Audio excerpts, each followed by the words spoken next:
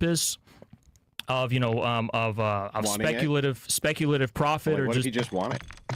and you don't have any goal whatsoever? And yeah, I mean, there needs to be something that is compatible with the overall goals of the right? So this is what is meant by ownership. It's not necessarily see, people have a misunderstanding about the communism as common ownership and state ownership, because they think it's a matter of a unilateral managerial control. That's not necessarily true. Control and ownership are two different things. Control is about management and administration and the degree to which there's flexibility and freedom for people to find different ways to realize the same goal. But ownership is fundamentally about sovereignty, right? Ownership is about the fact that, okay, this is our land. Foreigners and bankers and capitalists, they can't just take this land and use it for willy-nilly to enslave all of us and hold it against us. It's ultimately ours in the last and final sense. So, instance, that's what I meant to say. So, moving. Sorry. No, that's fine. Yeah, I added 30 seconds extra because he asked you a question in the middle. Okay. Yeah, that's why I added more time to you. That's time right there. Yeah. But did you want to finish your thought before I... Enemies are dropping. Yeah. I was gonna say. You're talking about the difference between Ownership is about sovereignty. It's a sovereignty question. It's not necessarily about administration and management. Fair enough. I'll put 3 minutes on again. We go ahead and you guys can ask questions to each other, because I'll put more time on the clock. Just open it up. Open it up. You guys want to open it up? Yeah. Okay, so that completes, because you went first, that completes round 3. So we'll go ahead and make these, I'll put 5 minutes on. Yeah, it's quick break from... Survive and your team can redeploy. Eliminate targets to bring them back fast.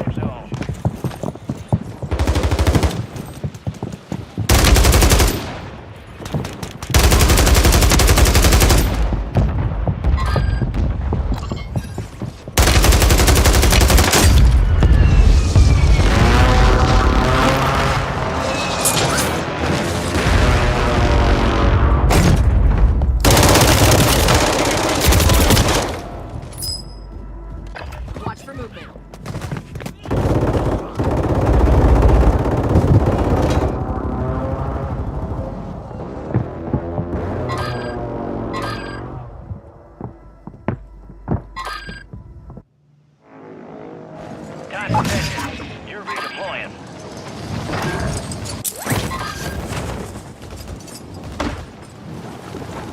Your squad mates redeploying. Well done.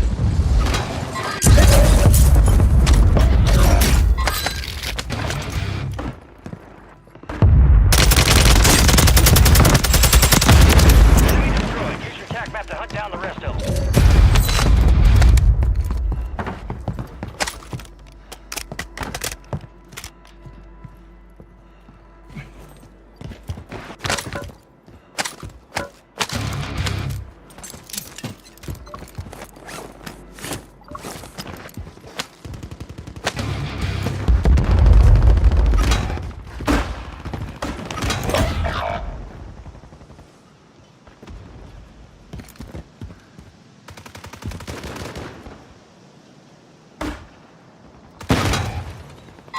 Right here.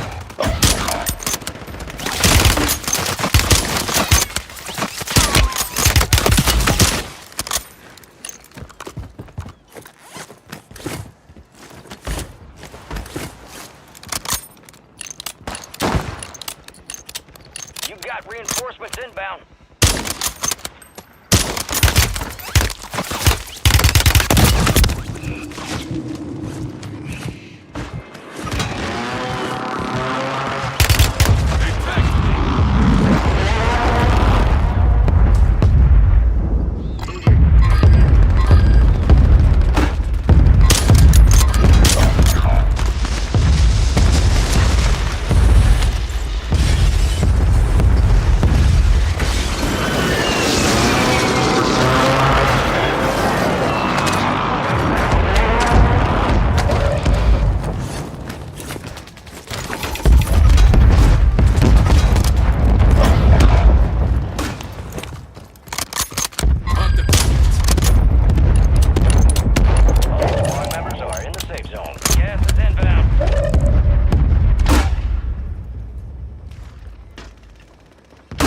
Enemy here.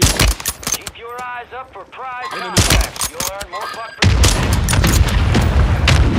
You've got reinforcements inbound.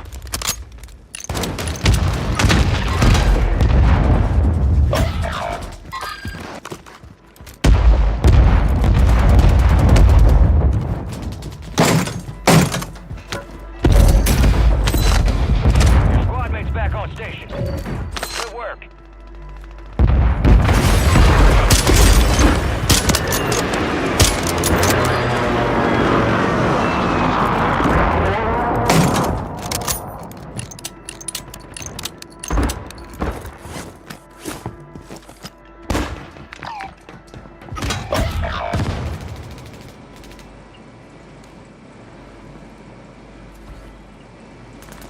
Enemy marked.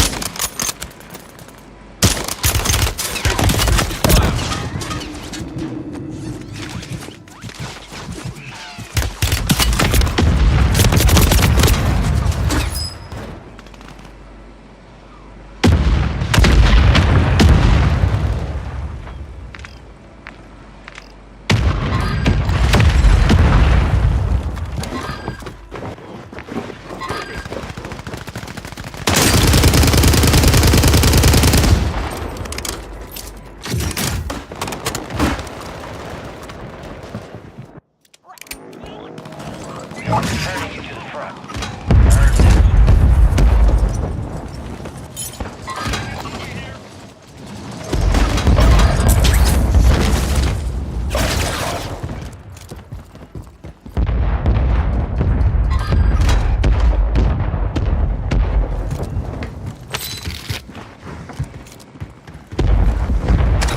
Strike near your location. Hostile advanced UAV overhead.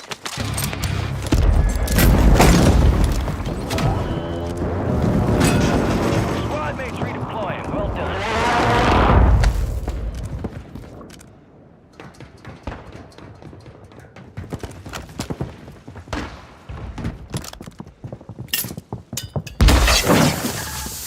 You have a buy station inbound. 24 enemies active. Kill them all.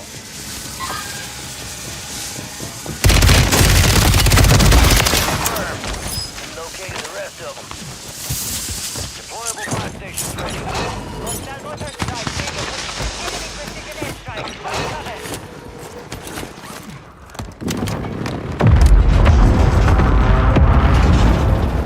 Squads outside the safe zone.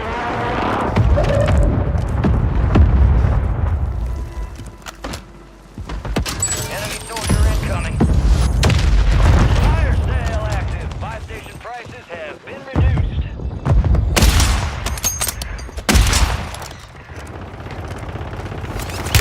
Hostile strike near your location.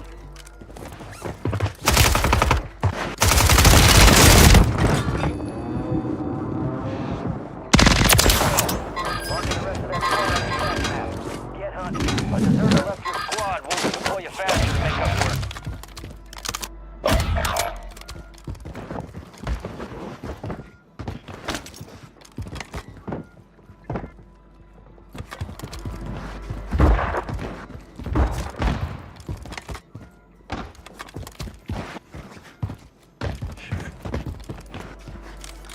Resurgence is about to end. Make it count.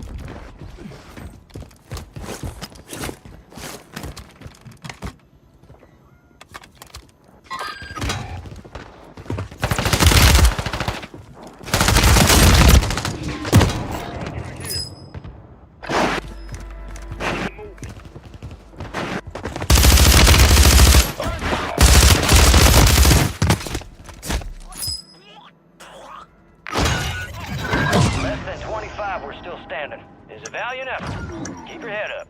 Return to base for debrief.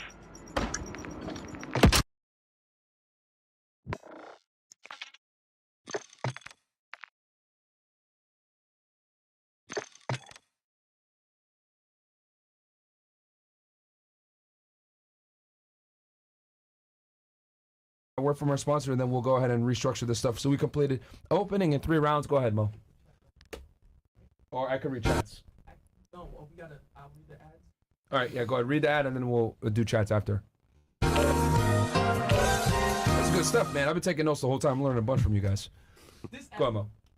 This episode is sponsored by BioComplete 3. Digestive issues is something affecting millions of people. This is caused by a potential toxin that's in all of the healthy foods. No, it's all right. Thank you. That toxins that in all of the quote healthy foods that scientists have been telling us to eat with a fraudulent food pyramid for the longest time. And this potential toxin causes digestive issues, according to Dr. Gundry, a world-renowned cardiologist. This is affecting millions of people in the nation. Warning signs include weight gain, fatigue, and digestive discomfort, and stiff joints, even skin problems. Dr. Gundry explains these side effects are often mistaken for normal signs of aging because digestive issues develop usually over a matter of years, even decades. I can assure you that the digestive is probably caused by these and it's far from normal.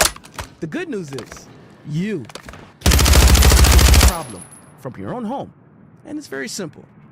Go find this yourself at gutcleanseprotocol.com/studio. That is gutcleanseprotocol.com/studio. Click the link in the description below the video. And remember, gutcleanseprotocol.com/studio. And thank you, BioComplete, for sponsoring this episode. I'll read some of the chats and then we'll get back into it. So we completed opening round, right, where they gave their stance on everything. And then obviously 3 rounds back and forth. And then we're going to open it up for 5 minutes of open dialogue versus only 3. So it'll be a total of 5 rounds of open dialogue, 5 minutes apiece. And you guys will be able to kind of just have dialogue. Because you guys have pretty much established your grounding, and now it's more about like clarifying the other's position so that you can respond to it. So that makes more sense in this situation. Got to be fluid, right? We got here, Myron. Have you heard about Telegram CEO getting arrested for not moderating an individual chat groups? I know, bro. It's fucking crazy. What will this mean going forward? Well, we still got our Telegram group, but France is a failed nation. What else we got here? Eggy goes, WFNF for having such great content, especially this year. We got you guys. And Wilson is on the pod. Andrew, WFNF. So where are the beads at? Fucking beads. Yeah. Okay, that's some crumble. The beads. I told you, Mo, the beads. By the way, guys, we're gonna actually have Haas and Andrew on tomorrow. We're gonna do FNF news tomorrow, guys. Okay. And we're gonna be Mo, shut up, man. Goddamn, get into that probably during the debate. And then we got what Haas means by brief economic disruption is the single greatest loss of human life in recorded history caused by mass famine. I don't know if you want to respond to that, Haas. That's it's complete nonsense. China had cyclical famines regularly all the time before communism. So much so that nobody even noticed it. Nobody cared. You know, it's like in Africa today when we know everyone's starving, but we somehow don't attribute this to capitalism. We just say, they're starving. That's how it is. Okay. What else we got here? All right, cool. So we're going to go ahead and put 5 minutes on the clock, guys. And we're going to go into more the open dialogue. We'll start with, I think it's on Andrew. Yeah, so, Haas, I appreciate you opening it up, too, because some of this requires a lot of clarification so we can get to the heart of these positions. Sure. And you're welcome to ask me whatever you want. And if you think you have a point that needs to be clarified and you need to cut in, I'm not going to take any offense to that. Okay, sure. Yeah, so to kind of dive in here, I think there's something of a contradiction, and this is why I'm focusing on the ownership portion, what you mean by ownership here in the means of production. Ownership, this belongs to the individual. You're making kind of a different claim here. I think that ownership of property is a way to exercise power. And I think that you're trying to control that exercise of power at the individual level. And perhaps regulation could be good for that. But can you just clarify one more time, because we just had the break, what you mean by ownership here? Because when you gave the example of the Chinese, you said, well, wait a second. What can happen is they have a rep, And if the rep isn't doing, or That's the just right the- thing, the- they move to the next rep. That's They just move to the next that's rep. just the ability to get people's input in the political process, not necessarily the fundamental ownership. The ownership is that all of the land in, for example, in China, is either owned by the state or it's owned by the cooperatives at the village level collectively, and they have the power to lease out the land to whoever they want. And these leases are never permanent. They're a few decades or something. What about individual interests? Individual interest for land ownership for just the sake of having it. Yeah. Well, how could that be an immoral proposition? How could that be a proposition in which you can say this is wrong for a person to do, to actually own a thing which is then theirs? Well, because it's not a matter of morality, it's a matter of power. To own land, to truly own it, you have to conquer it by the sword. That's how you own land. You don't need to, why would that be an Because there is no ownership of land to anyone or anything in history that was not conquered forcefully. Perhaps you could say certain land, and sometimes land isn't even occupied, right? Right. They don't even need to use force. They just Yeah. put up a flag and say this is mine. What makes it not theirs?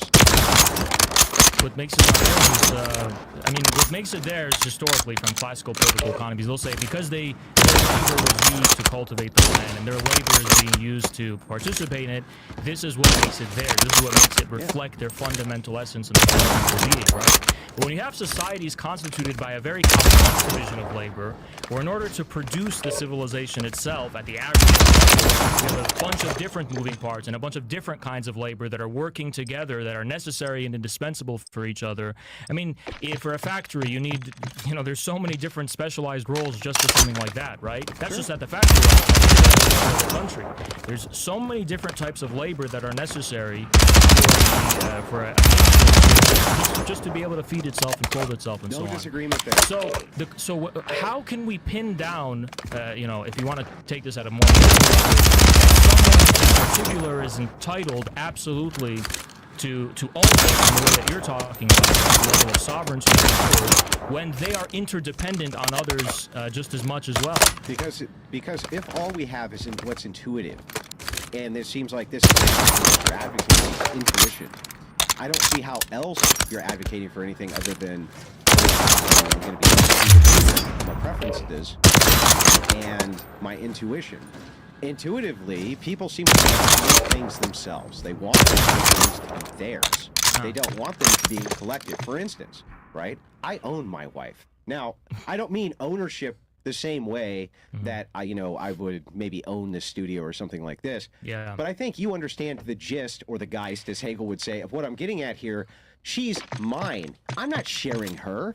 I'm not sharing my kids, right? Now, aside from the wife thing, we can get into that later, but let's just say this mug. This is your mug. I want to drink out of it. I want to share with everyone. It's mine. No. This is, I get what you're saying now.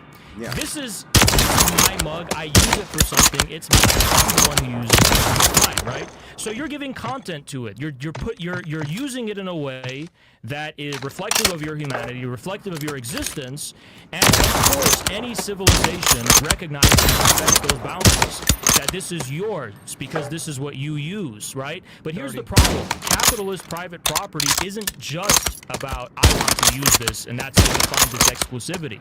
It's about an institution where you're pledging fundamental means of production and resources that we all depend on and all rely upon for the sole and exclusive purpose of making a profit. Not even necessarily making profit for like a predefined goal of like I want to get rich, I want to have a yacht with women, and I want to have a luxurious life. Even that would be more compatible with communism because at least there's a goal that's human at the end of it, right? But the capitalist system doesn't have human goals. It's a maddening process of capital just self-expanding blindly only for the purpose of profit. That's 5 minutes there. I was gonna just let him Can give we a thought. extend it for a minute? Yeah, we can. I'll put the next one. System is vacuum. The system, you're talking about people. These are human beings who are at the heads of these systems. I don't believe that just because you're a capitalist, you're a monster. Of course, you don't believe that either. No. Nor if you're invested in a capitalist system, you're a monster. No.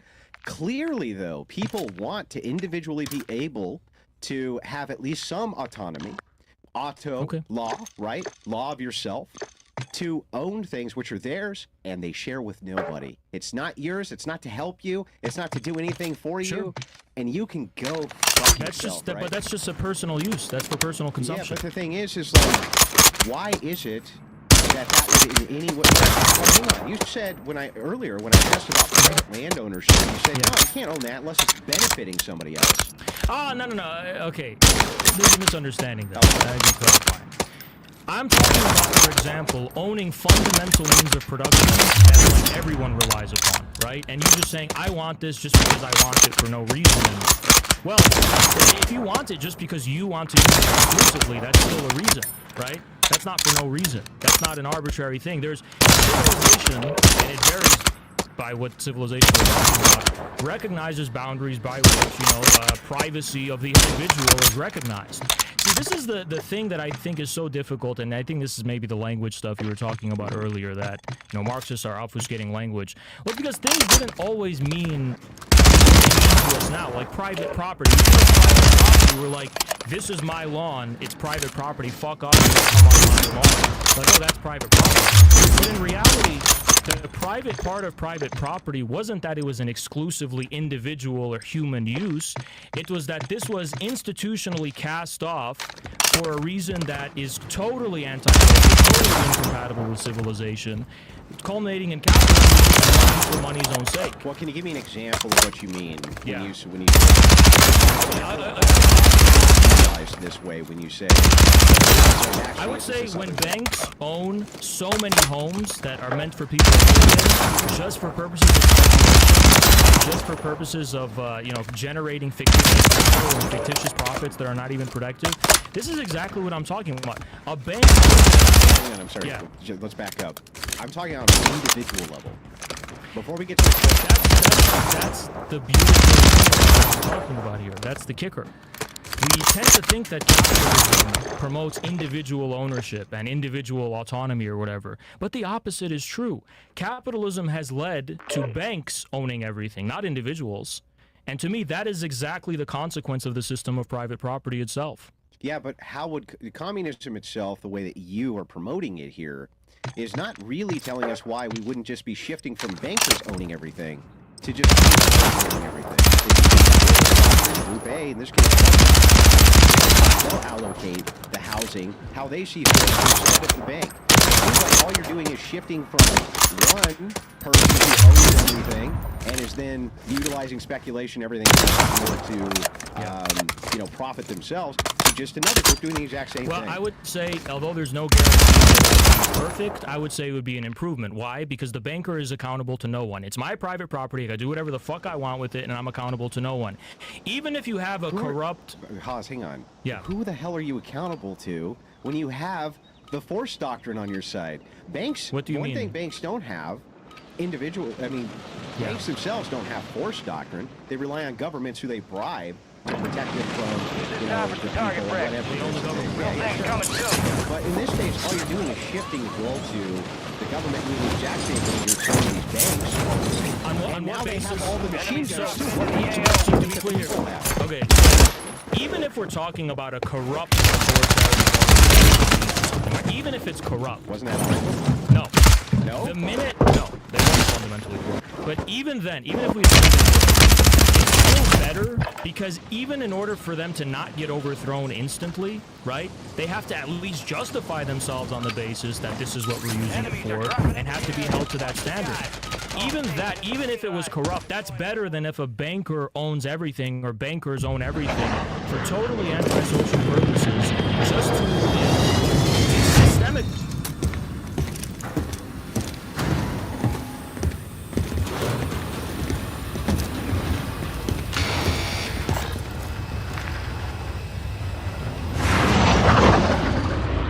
Supreme resurgence.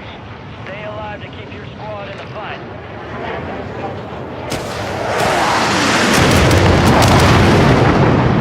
We got their attention with that one. Move in.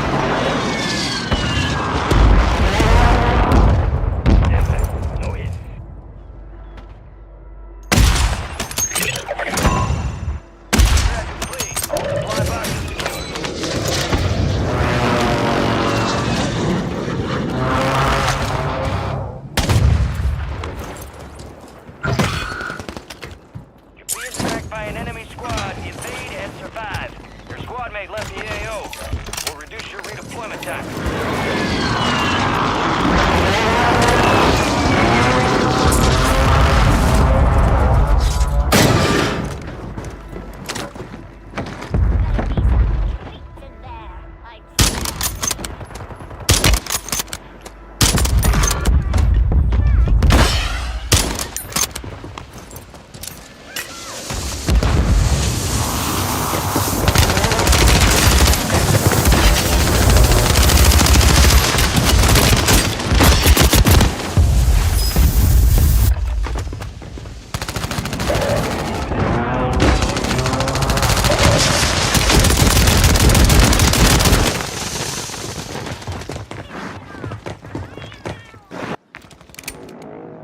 Get ready. You're redeploying.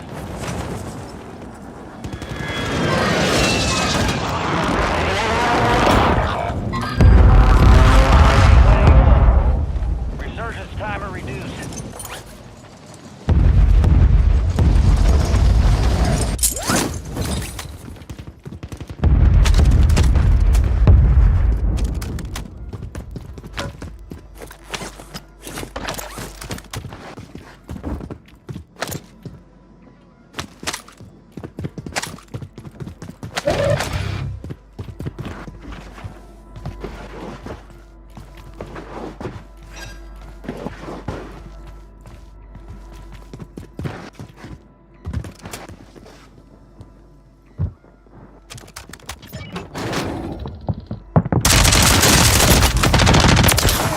Marking the rest of them.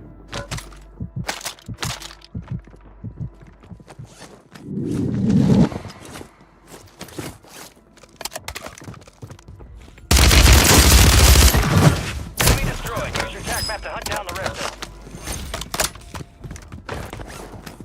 Enemy precision airstrike. Find cover. Enemies are dropping into the area. Watch the skies.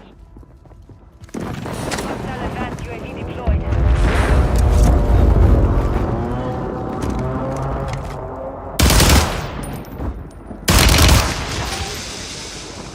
Enemy buy station incoming.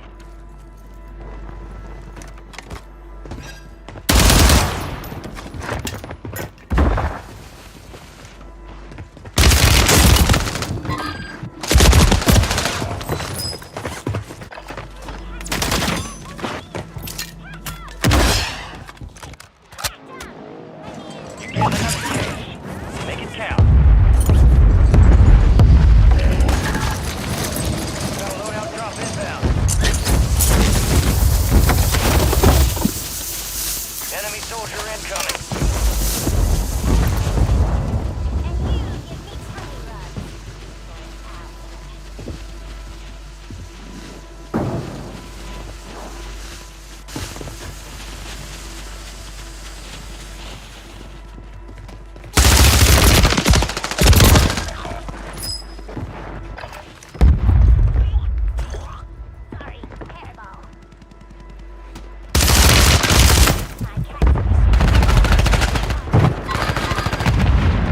One of 25 remaining. We lost that one. Get those sumbitches next time.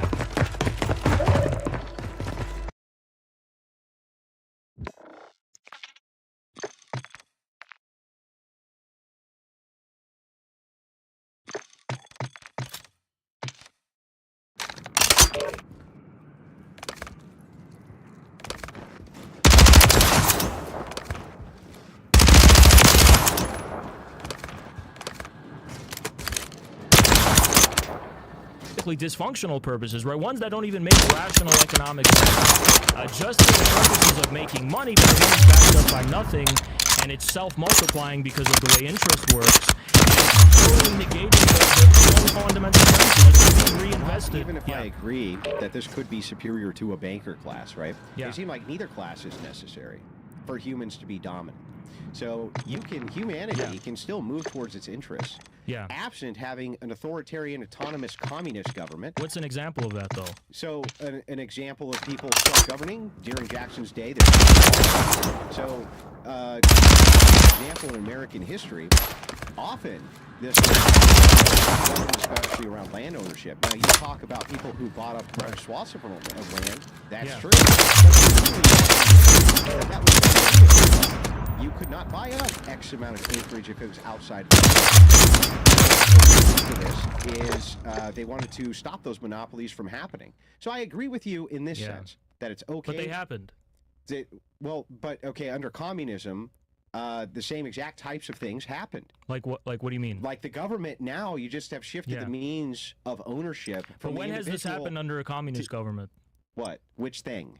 When has a creditor class, a monopolistic class, been able to just come and take over everything? Who has it? So you're just shifting the authority from the bank to the government. So when does this happen under communism? Hang on, it always happens under communism. It's just that you shift who owns the means of production to the authoritarian portion instead of the banker portion. It's the same thing. But at the worst, a communist government is mismanaged. Get your weapons, check your gear, and we're holding for deployment. Or else, if they are, it's like after the Soviet Union, where oligarchs just come and they just say it's no longer communism. When you say Enemies are dropping into the antisocial area. Guys. One that in no way is accountable to the public and to publicly accountable and stated and initiated goals, like the 5-year plans they have to draft up. That's all private property. I don't have to be for what I do with private property. Yeah, right, exactly. So the thing is if I'm under the Communist Party, right, and I have my private property, do I have to give it a fucking accounting to them? Of what I'm doing with my private property? If I own 300 acres and, you know, there's an eaves there, there's something in the public domain. Under communism, all of the fundamental means of production will be under communism. You have the right to police one way or another because historically, that or whatever. Do you have to be accountable for everything? Absolutely. I mean, no. I mean, look.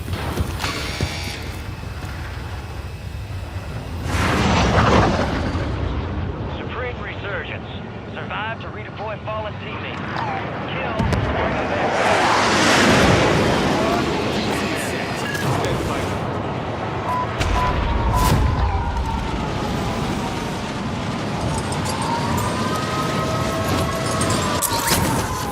Enemies dropping into the AO. Closing explosive. Put it there. Guards in the safe zone. Way to keep it tight. Supply box UAV is inbound.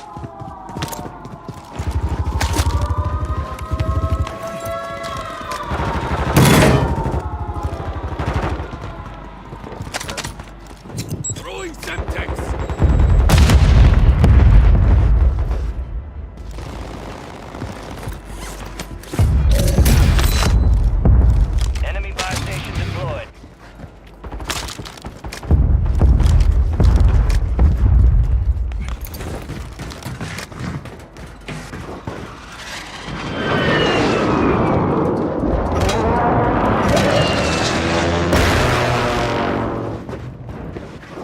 Enemy here. Your squad mates back on station.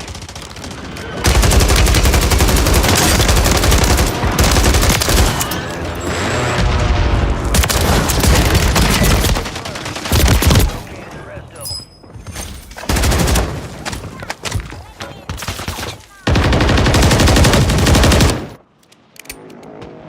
Returning. Go get your revenge.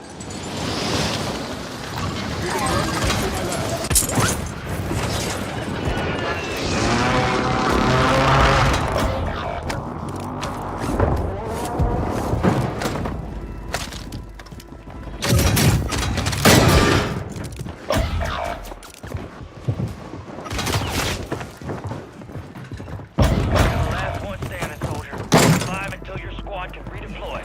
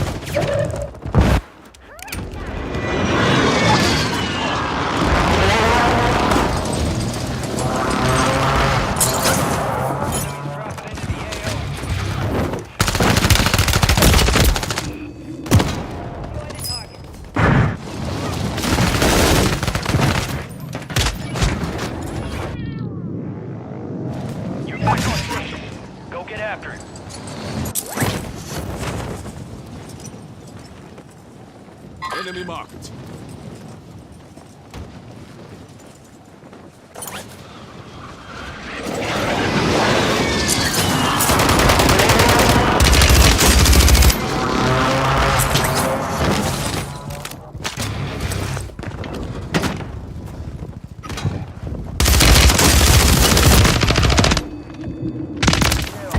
Marking the rest of that squad on your tac map.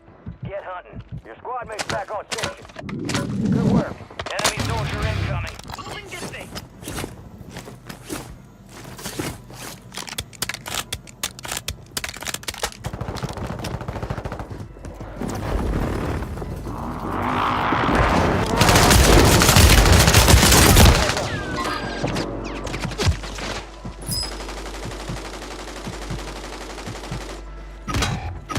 You're not done yet.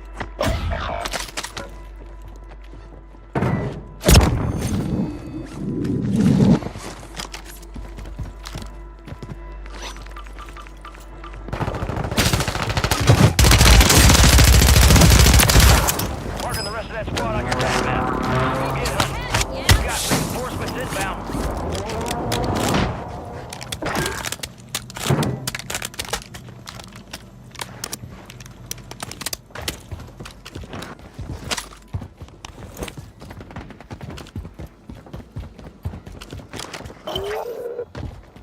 Positive ID on the bounty target. Hunt 'em down.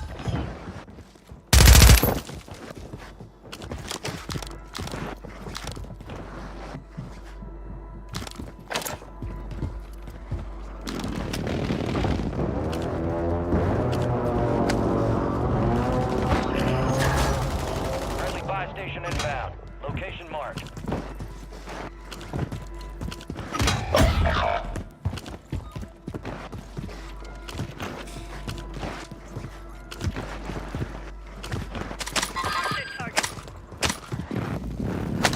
Deployable buy station is available.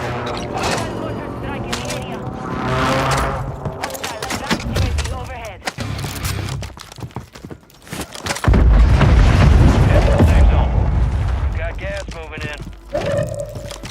Squad mates redeploying. Well done. Fire sale is active. Buy station prices are adjusted. I got you contract.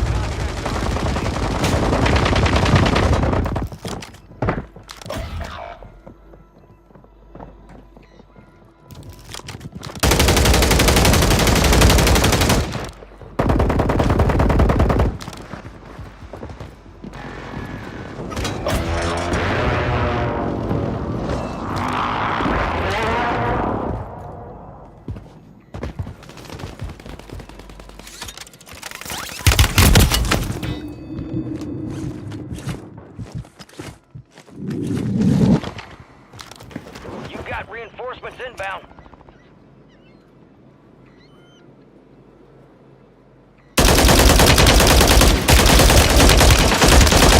Watch your six. Your squad mates redeploying. Well done.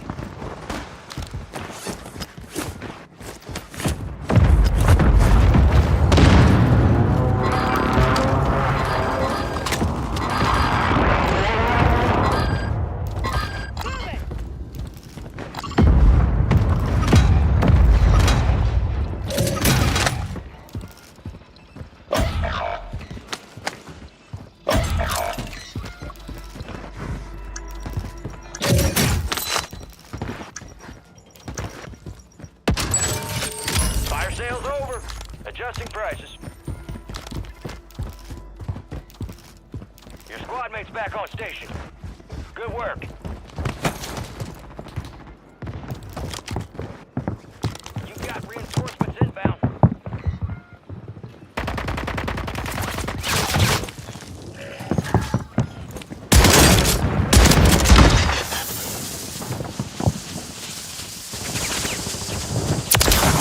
Confirmed, and we located the rest of them. Bounty target's gone dark. We lost the contract.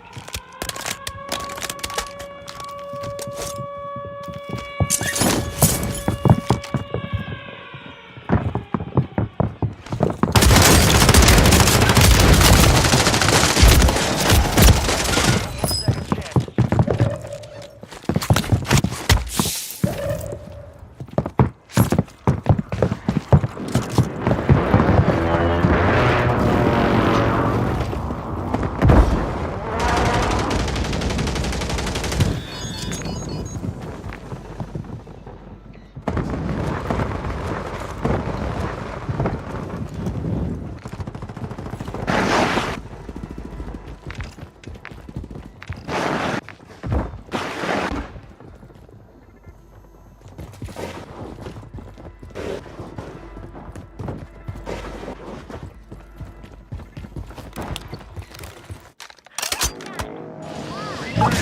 Go get your revenge.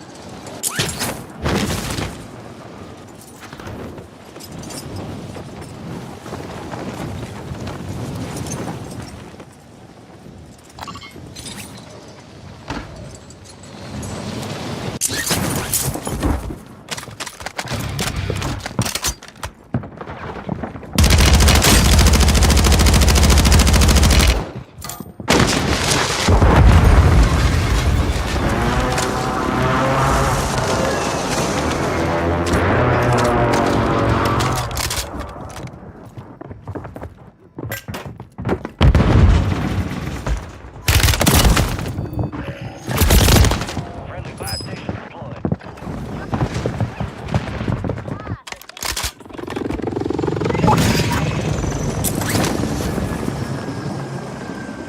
Friendly fire station is ready.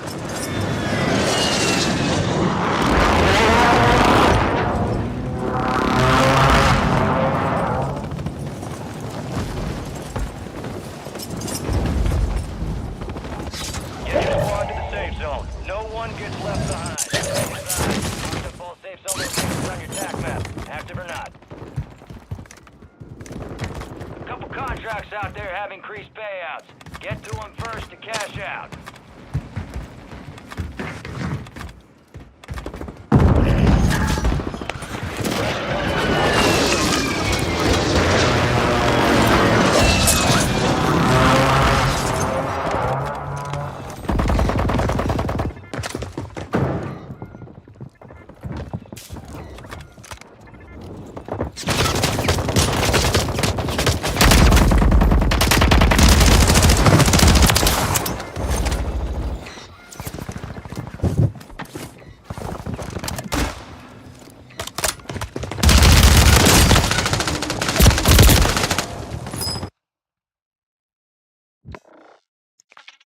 You think Chinese fruit stand sellers have to report to the government everything they're doing? Absolutely not. There's even more, it's even ironic, they have more autonomy and freedom and wiggle room than here. Turning a blind We eye have- to it. No, no, no, Social it's- cohesion. Well, it's not that it's that they're not interested in just meddling and interfering with people's day-to-day lives. But Well, the communist ensuring though, right, is that people in the course of just living their lives normally are doing so in a way that is harmonious and compatible with the reproduction of civilization. This is the problem in America is not necessarily there's too much government or too little government. It's that we're not holding ourselves to the standard of being reproduced as a civilization. Social values can be freely cultivated. Pornography, OnlyFans, you name it. They're not compatible with a functioning society. So let me give What you is some one example of a communist Abortion completely thrived under communism, is only stamped out by Stalinists because they were extinguishing their civilization. The great abortion advocates in feminism were, in fact, communists. Some of the greatest abortion advocates. That is not conducive. I don't think that's true at all. I think that what you're talking about is that abortion was legalized and relaxed initially because they eliminated all of the civil codes. But even the I wouldn't call them feminists, but even Alexandra Kollontai, for example, Head to the war zone. Get geared up even and though she stand was by. in favor of legalization Considered one of the great feminist minds of our time. by Western feminists, but it wasn't how she would be regarded. But anyway, look.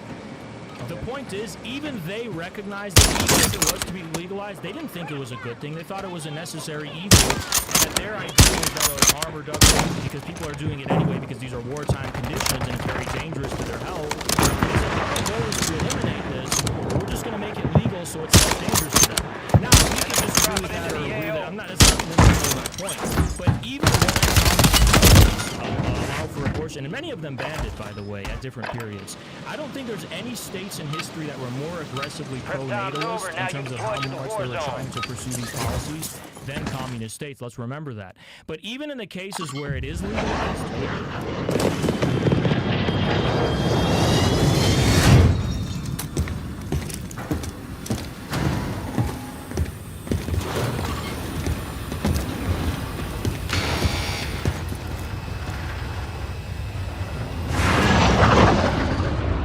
Supreme resurgence. Survive and your team can redeploy. Eliminate targets to bring them back faster. Top point to your squad.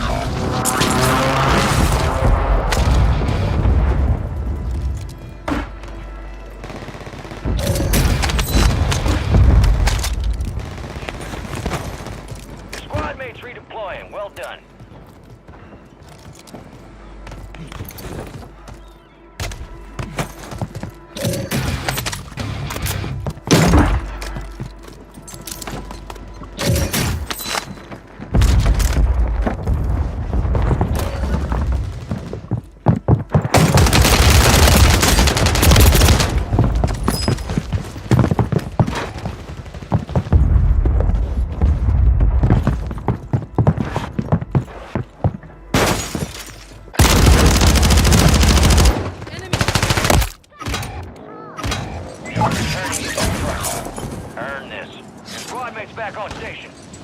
Good work.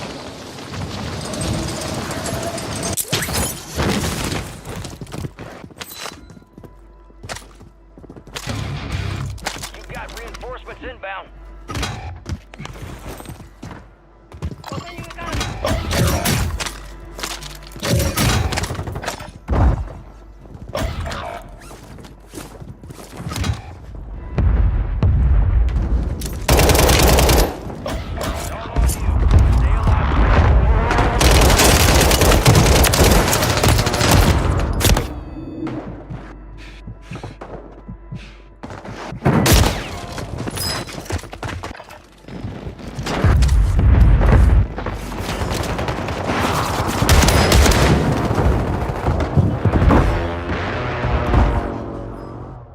You have a buy station inbound. You're getting another chance. Make it count.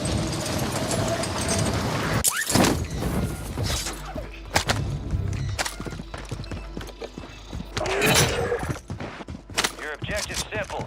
Eliminate all bounty targets. Deployable buy station is available.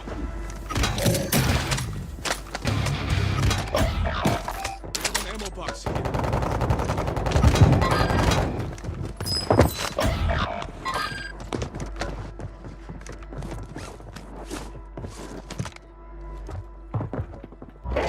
it to the safe zone. Only 25 left. Keep up the good work.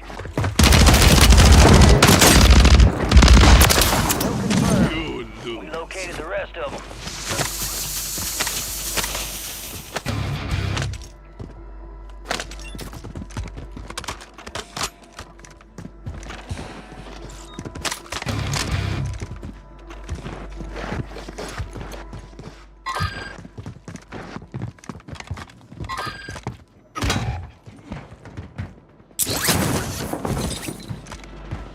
Enemies are dropping into the area. Watch the skies.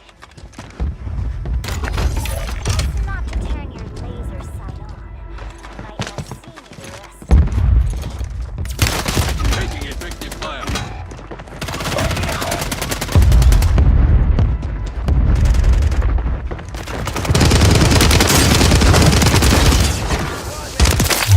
done.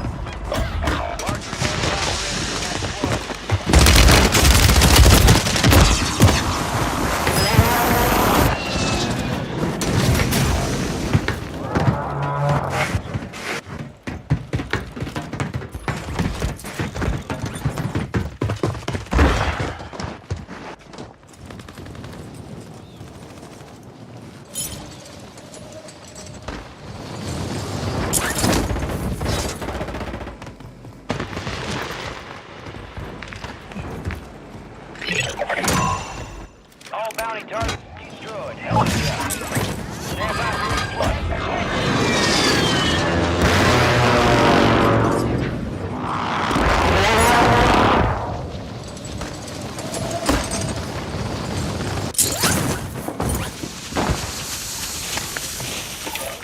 Clean the field of these a-holes.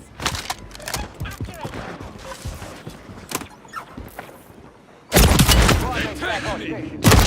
Good work.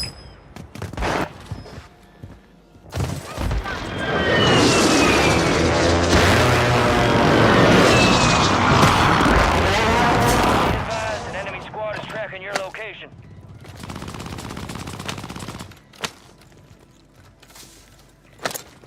Your squad mate's gone MIA. We're reducing your redeployment time.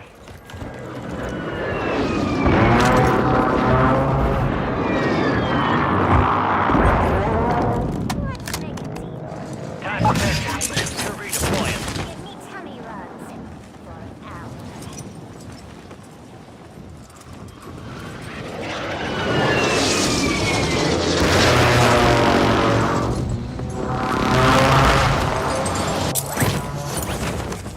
Squad to the safe zone. No one gets left behind.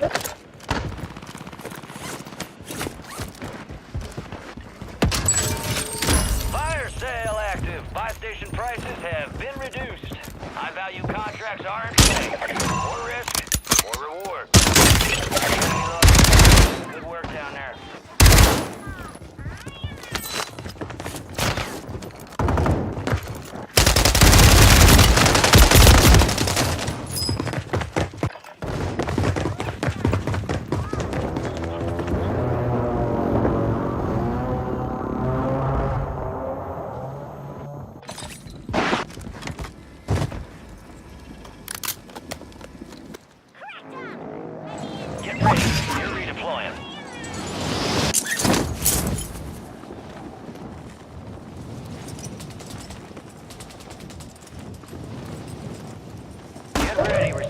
window's about to close.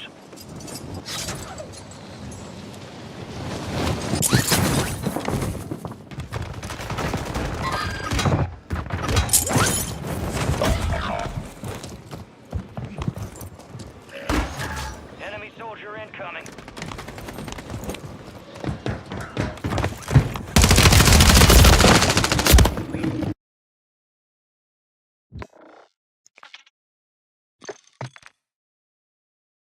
You have to concede that came later. We're talking about the first 10 years of the Soviet state. But the thing is they foresaw that when they looked at how many abortions were happening, they went, "Oh shit, this is not going to be good for the numbers that we need for the state that we want."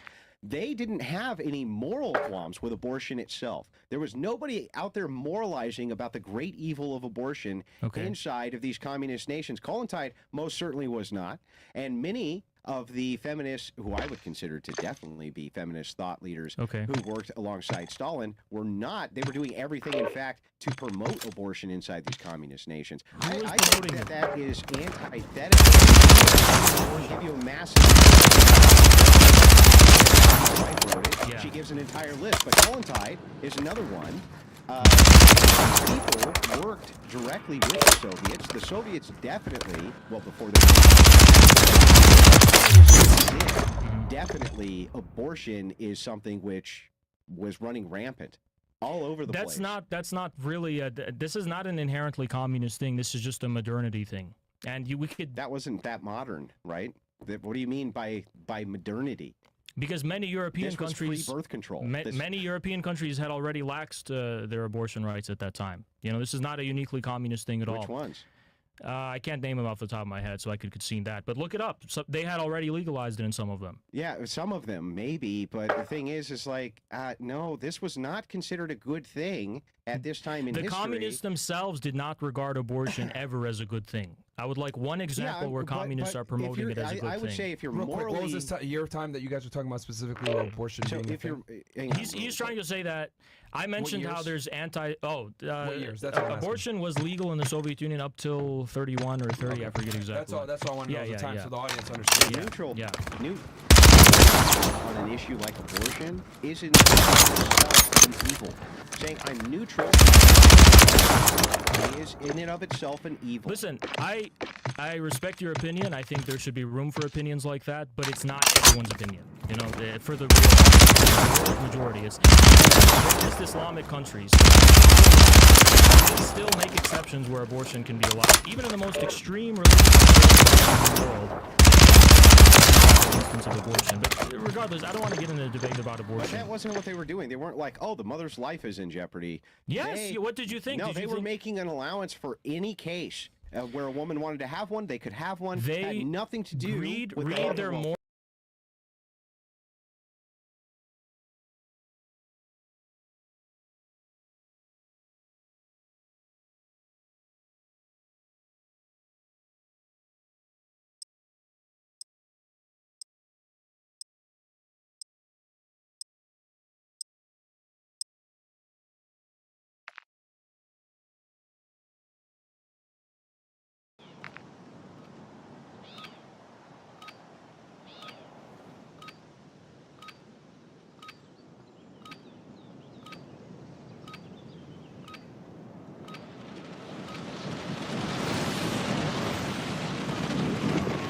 Enemies dropping into the AO. Check your gear and weapons. We'll be deploying shortly.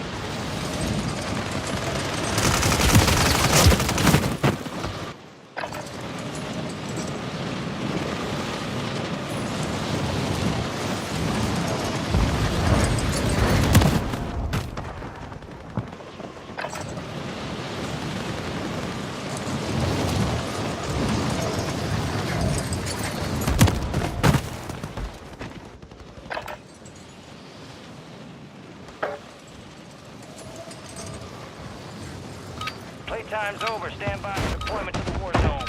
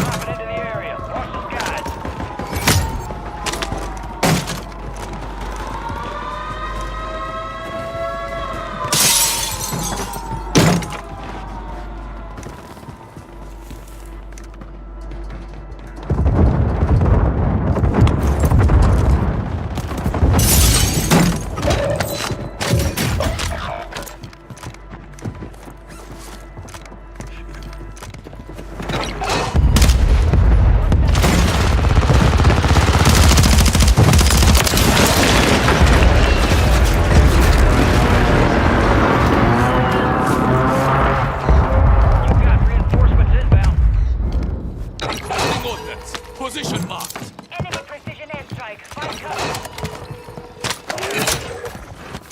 Bounty target.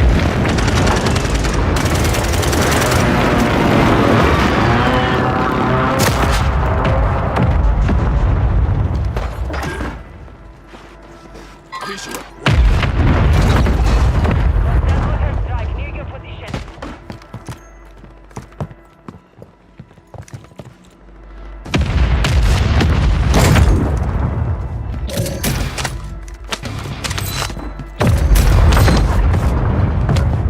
Requesting recon flyover.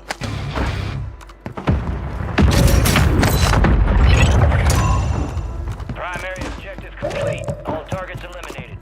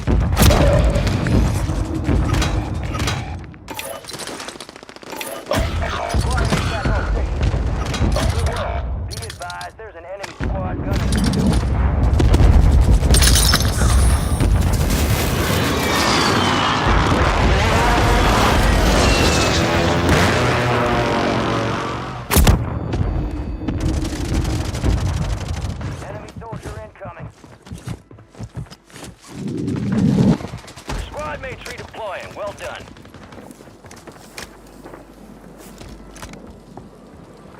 Move to the safe zone. You're losing ground. Move it.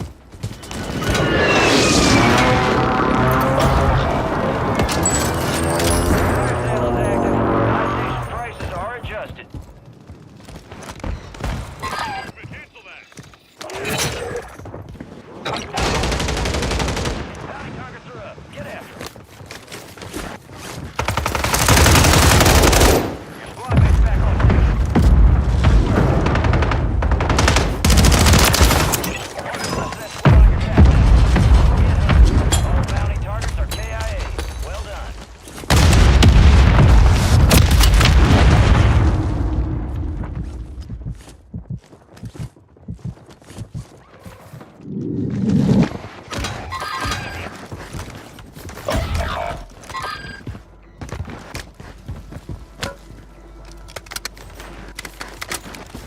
Resurgence window is ending.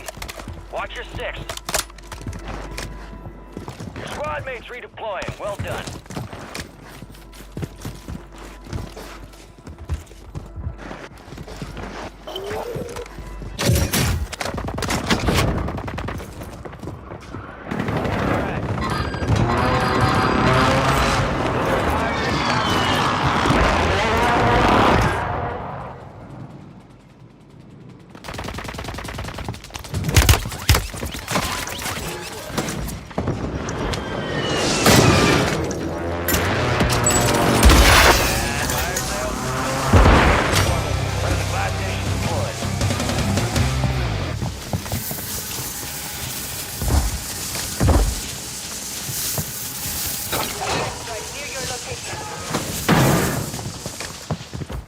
Enemies are dropping into the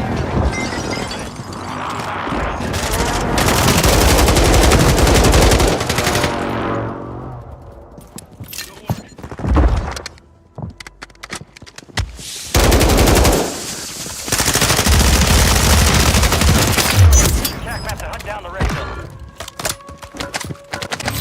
You got reinforcements inbound. All bounty targets destroyed. Hell of a job. Resurgence has been deactivated. This is the end game.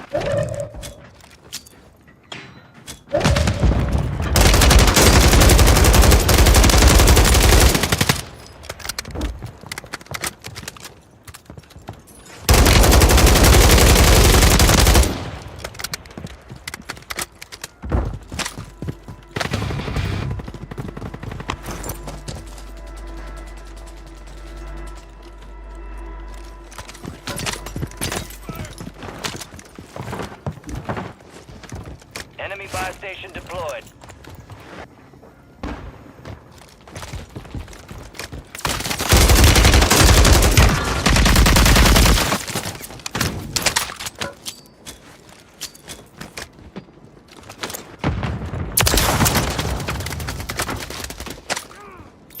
Enemy precision airstrike. Find cover.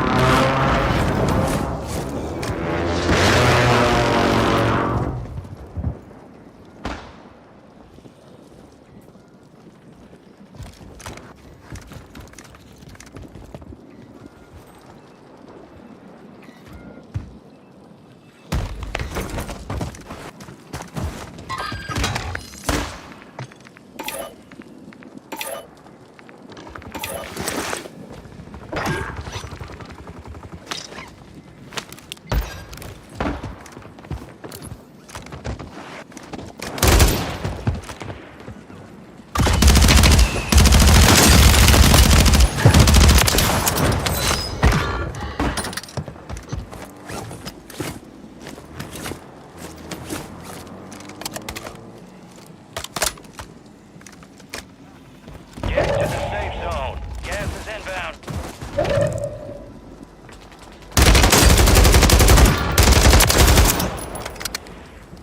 Keep your eyes up for prize contracts. You'll earn more buck for your bang.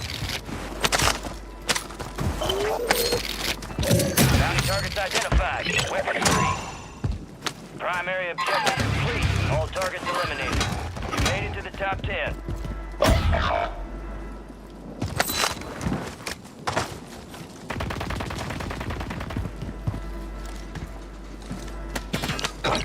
Strike near your location.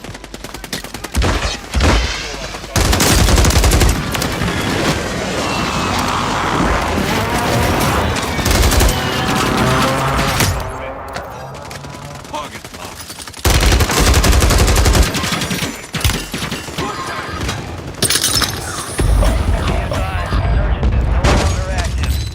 Keeps.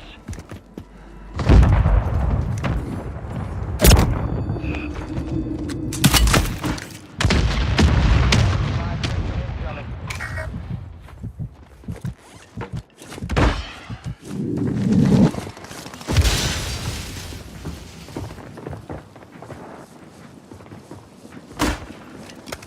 Be advised, enemies deployed a buy station. Gas is moving.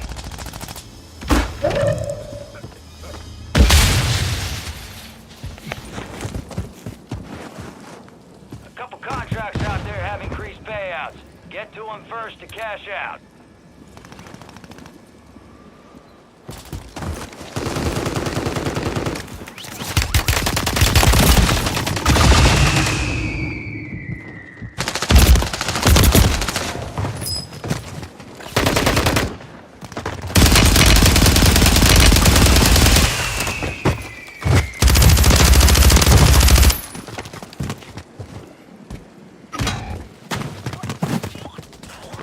Sorry, hairball.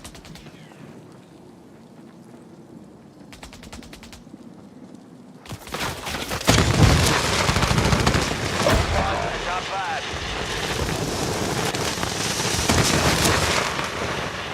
Gas is closing in.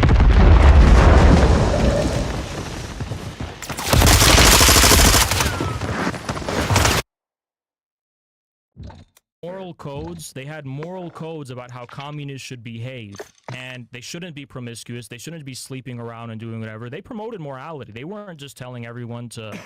And so the original point, though, is that we're talking about antisocial things like pornography and OnlyFans and prostitution, But all I these consider things. that to be an antisocial But thing. right, but every communist state, you said, well, communists promote things like that. Every communist state totally cracked down, eliminated, and banned all of those things.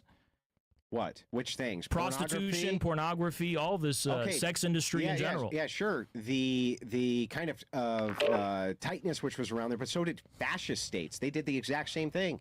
Fascist states will also clamp down on moral degeneracy. This is not a point towards communism. Fascist states, I would say fascist occupied countries were hypocrites. They would claim that, oh, we're against degeneracy, and they would target the degeneracy on a superficial level.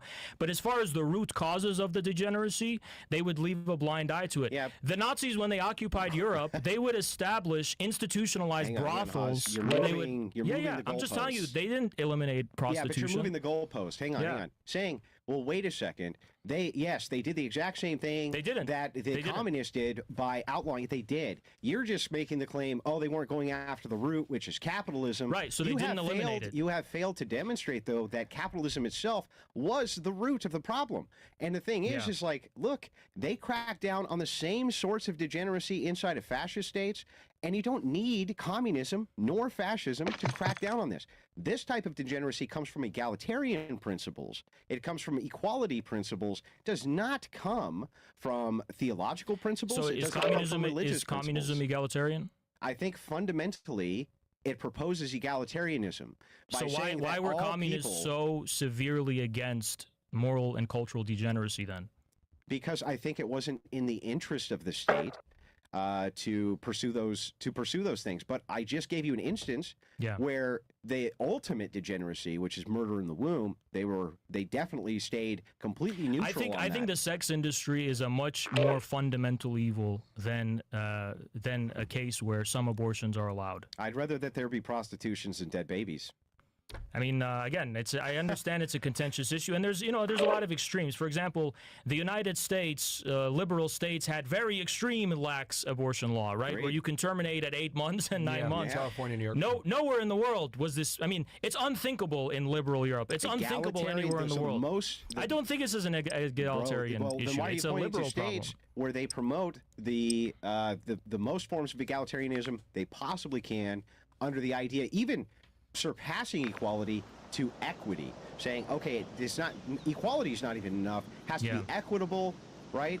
Where now, if your box isn't big enough, at the analogy that you've heard this, right? The box isn't big enough, we have to build you a bigger box. You could look over the fence too. Well, let me ask you a question. Why take them at face value? They say we want to have equity for all these. You're a fat. We're about to Why get take them evil. at face value?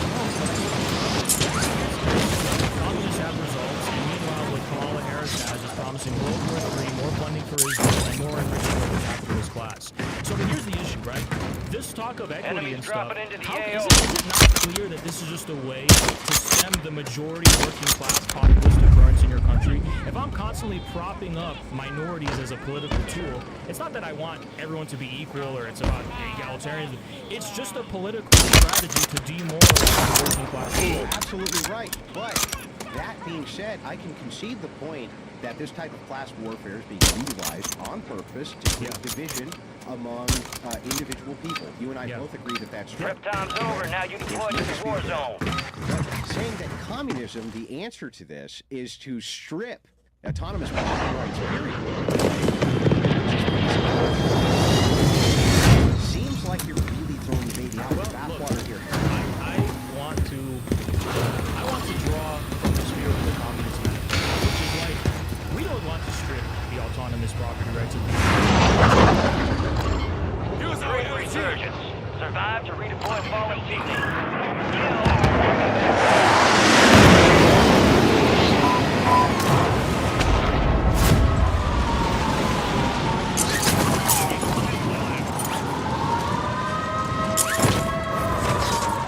You're losing ground. Move it. Your squad made it to the safe zone. Enemy soldier incoming.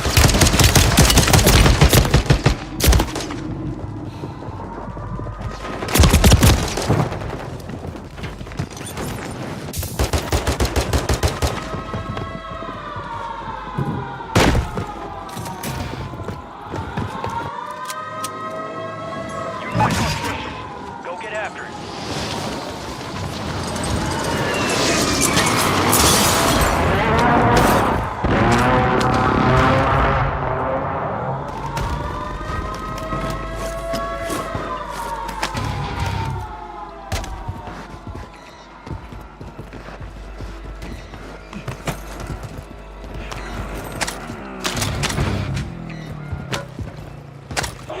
Swarm of spy drones down there. Clean them up.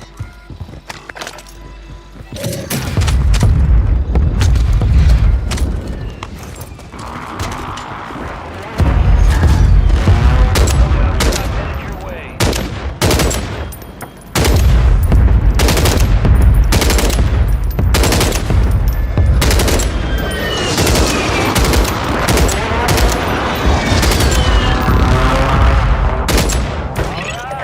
Swarm's done for. Contract complete. Good work.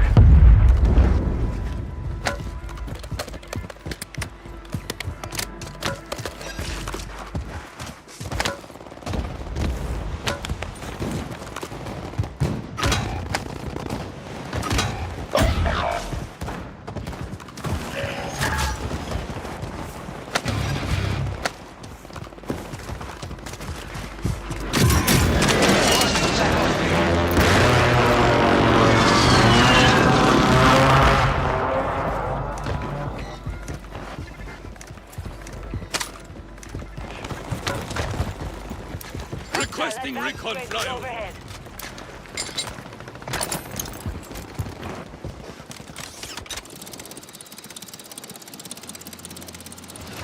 Enemy movement. Got a swarm of spy drones on our ass. Shut them down. Job. Be sure to collect. Kill confirmed. We located the rest of them. Enemy.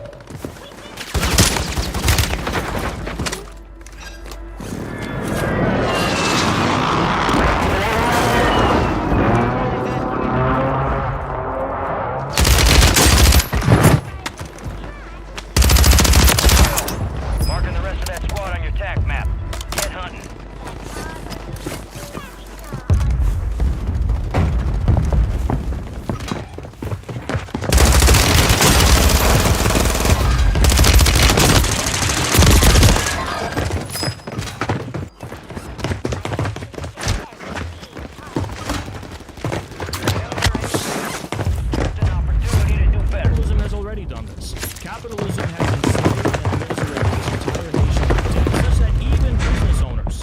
This is the quintessential example that we're told of free enterprise. Majority of them are in debt. They don't own everything. They're in debt. They have to pay mortgages. They have to pay interest on the loans that they took out. And how many of them are actually profitable? Even the biggest corporations in this country are in debt. They are not autonomous. Even the largest, most Starbucks, McDonald's, whatever, they're all in debt, and it's ultimately the bankers and the financial institutions. Debt, profit, and they support debt. That's They're true. not there. That's only true for the industries that collateralize. That's most industries. No. Most The industries. industries that collateralize the loans that creditors give out. This is oil. This is energy. And on that count, you're right. But, This is and what the going oil back industry to does. force doctrine, right? Yeah. Who gives a shit how much debt you have when you have the most powerful military on planet Earth with a navy Yeah. that can say, "Oh, we'll just blow you up." Who owns it? The United States government owns it. Well, And well, but if the government is in 50% of the are going to servicing the occupied and controlled by the private interest. who are they? And who owns them? That's the thing. There's no individual that owns it. It's an institution that is set aside and is the basis to prepare. Who owns most of these banking institutions? Yeah. Who would it be? You think it's the Jews? I'm asking you. I don't think it is. I've looked up the numbers. I've looked up the names. I've studied this. I've had my people study it. We do not find any case where the ruling capitalist class is majority. Now, are there? But there is no one ethnic group or ethnic or religious group. I want to make sure I'm that- totally clear yeah, here. yeah. Okay, real quick. I just want to make sure I'm completely clear here. Yeah.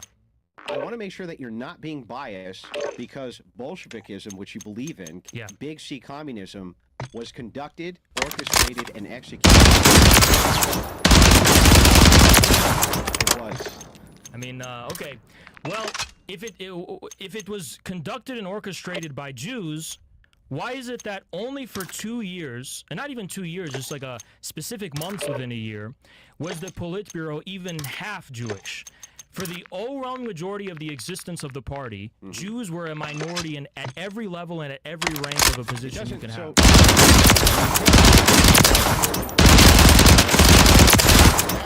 People who overrepresent different.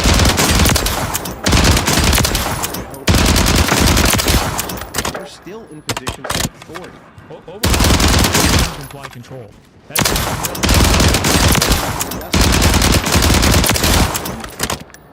Such as which? So for instance, inside of a bank, right? Yeah. You would look at who are the policy makers. Yeah. Inside of government, you would look at the same thing. Who are the people who Right. actually So in the Bolshevik buck Party, stops who with them? who controlled everything in the Bolshevik Party then?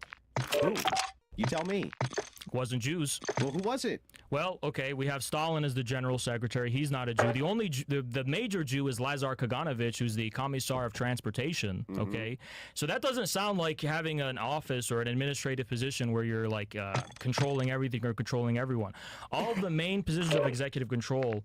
I mean, for a few years, you had an NKVD chief who was Jewish. This was Yagoda, right? What about what? Okay, what about Trotsky? Trotsky was killed, okay, and he was kicked out. Trotsky was a The thought leaders, Yeah. right? He's not The a thought leader. The thought leaders, Yeah. definitely were Jewish. Nope. Yes. Nope. Yeah, I Let can me- give let you a me- list. I'll explain. Give me the list. I'll explain the history to you. Okay. explain. Trotsky, the Bolshevik Party existed for decades. Understand?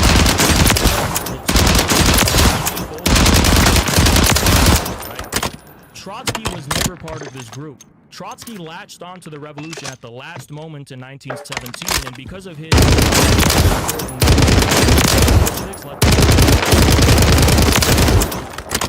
when all is said and done, the Civil War is over. Trotsky is trying to usurp power from the Bolsheviks. Stalin has to come and say, "You're not one of us. You were." So Trotsky wasn't a Bolshevik, and he was kicked out in 1926, shortly after the state itself was created. So to say that Trotsky was a thought leader of the Bolsheviks, B, he wasn't an of the Soviet state, because he was kicked out in 1926. Okay. Let me concede the point that it wasn't. And then we'll fast forward to modernity, when you're trying to talk about these issues which communism is going to solve. When you're asking about the same thing, who is in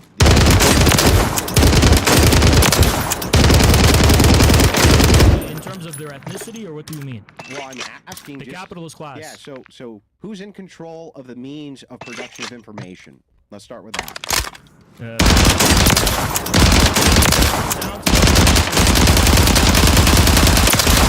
Same thing. Okay. No, there is no. Is there any overrepresentation? Yeah. Look. There's so many different groups with overrepresentation. Yeah, but which is narrow. Yeah. The narrower the percentage gets, the more the overrepresentation becomes. The reason I'm hesitant to focus that it's the Jews, because the majority of Jews. Say that. Yeah. But the majority of the Jews are not in power, and the majority of the people in power are not Jews. Now, if there's a relationship of overrepresentation relative to their population, that's fine. We could talk about that and what the causes are.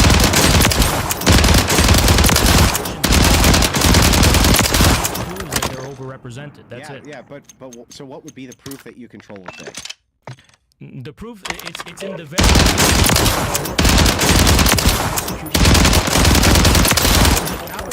There's a capitalist system in which all of the wealth.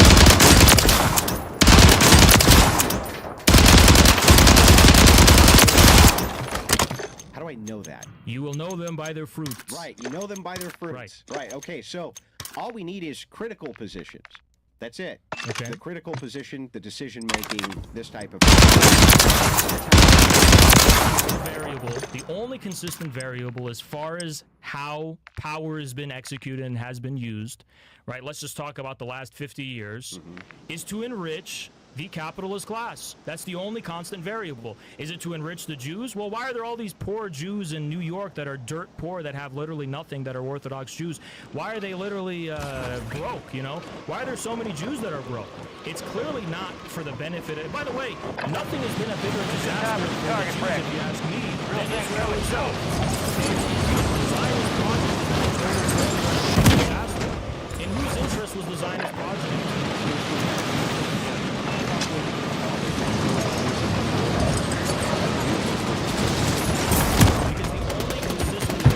Know them by their fruits, enriching the ruling financial class. That's the only consistent in New York who are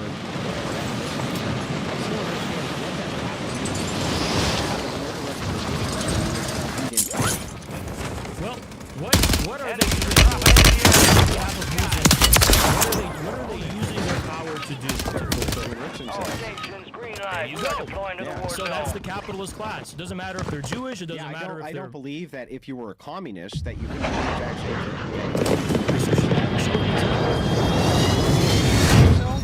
Yes. Did Stalin die poor? Absolutely. He died with nothing. He died with a fight. He died with his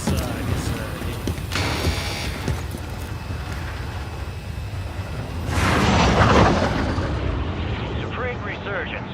Survive and your team can redeploy. Eliminate targets and bring them back faster.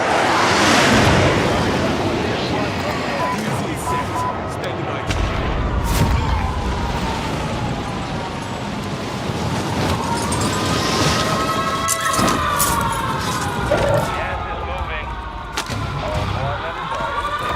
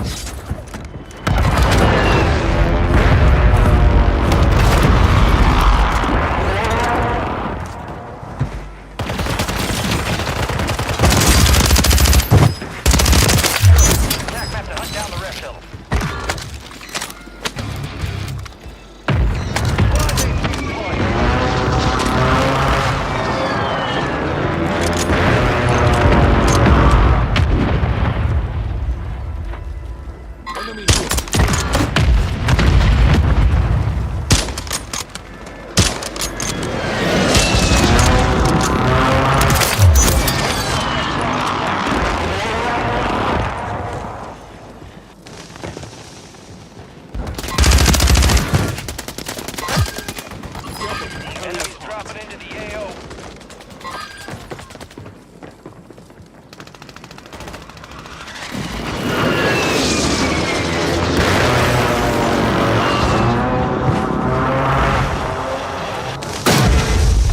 Remaining operators from that squad. Hunt them down.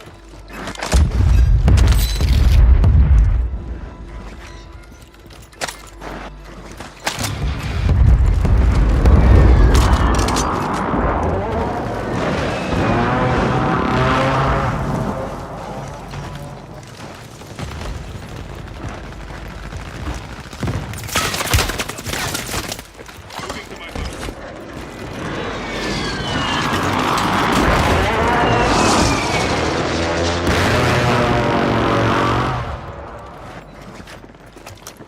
Friendly precision airstrike inbound.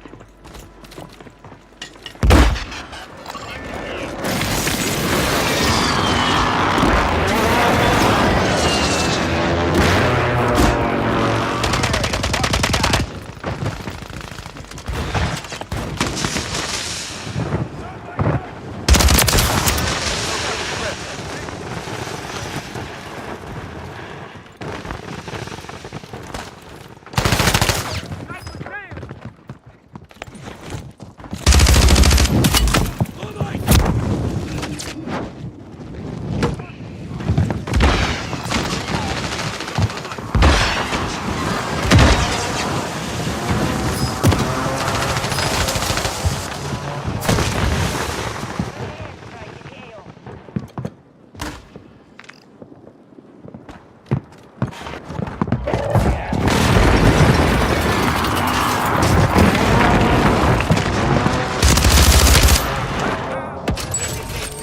Fire sale active. Buy station prices have been reduced. High value contracts are in play. More risk, more reward. Enemy soldier incoming.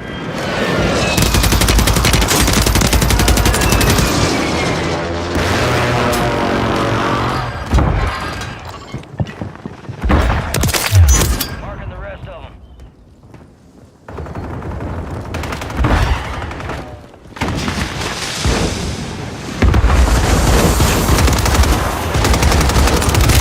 Back on station. Good I'll work. get you fixed up.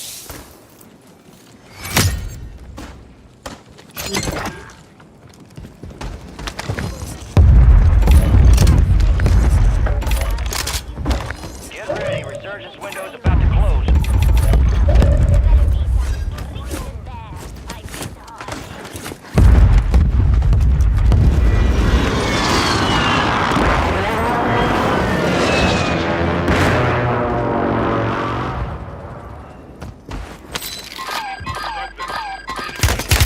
Back to me. Stay in the fight. Enemy buy station destroyed.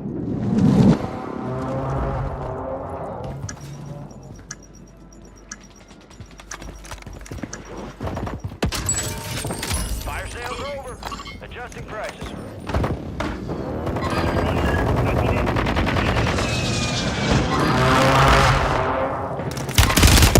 Effective fire.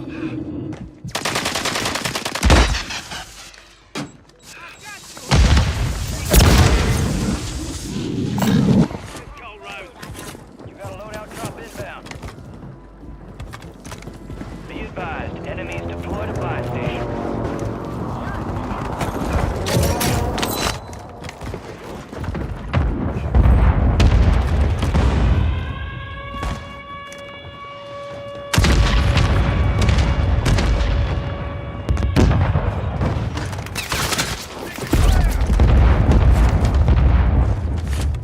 Deactivated. This is the end game.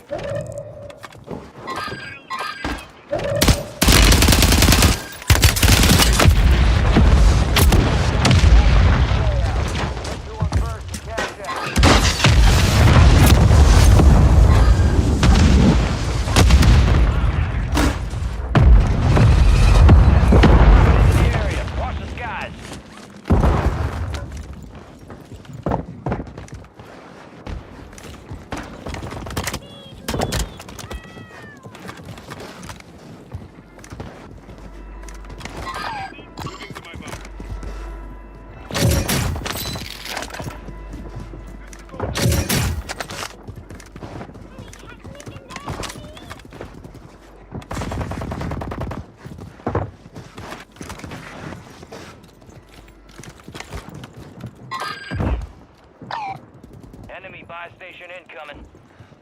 Bounty targets are up. Get after 'em. Contract's worth more than usual, so get it done, soldier.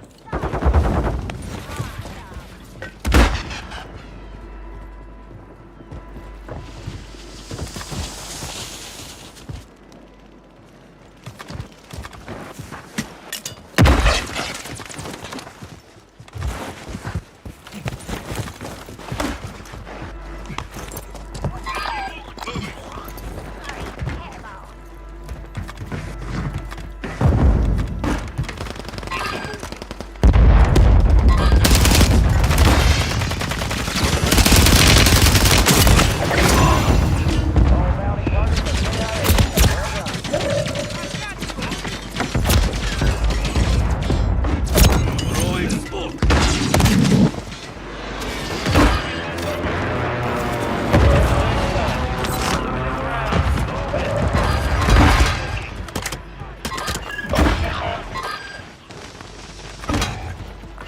Affirmative. Movement. My station. Right here. Grab the ladder. Let's go, rounds.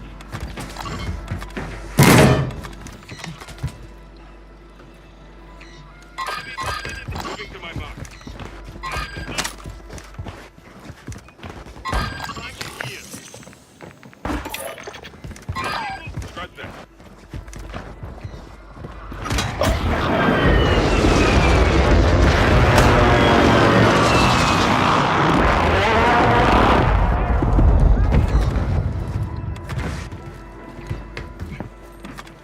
Target marked. Request fire mission. Copy that, Phoenix 2-3. Friendly mortar strike.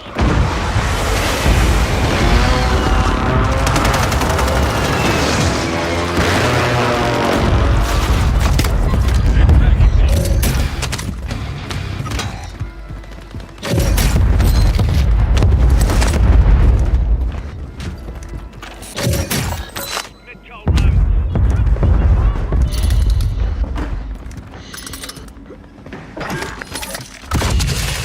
Only 10 left. Only play my character. Get to the zone. Got gas moving in.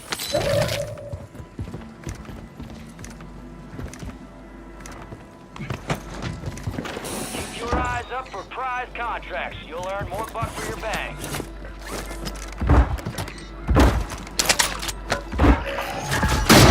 Friendly buy station inbound. Location marked. Positive ID on the bounty targets. Hunt them down. Enemy soldier incoming. Now you're here. Don't miss your shot. Deployable buy station is available.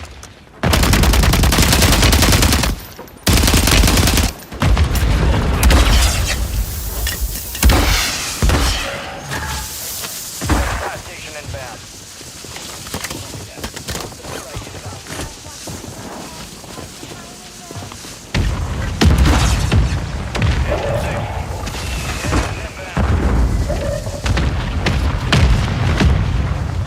Deployable buy stations ready.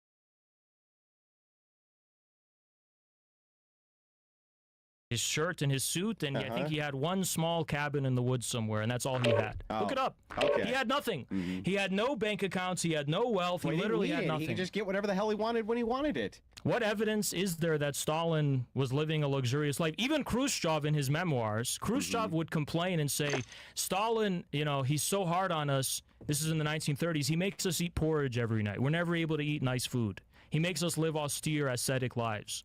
This is the nature and character of Stalin. So what? So he makes you eat porridge? This somehow means that he doesn't have complete and total unilateral control?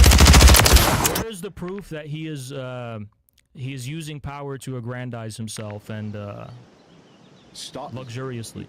You mean the proof that Stalin is what? He's utilizing the state's resources to enrich himself? Yeah, where's the proof? Yeah, he's in charge of the state. Could he have whatever he wants when he wants it? Stalin is someone who fully put himself in the service of his country and his people. Fully. Check your weapons, check your gear. We're holding for deployment. Where is the evidence of this?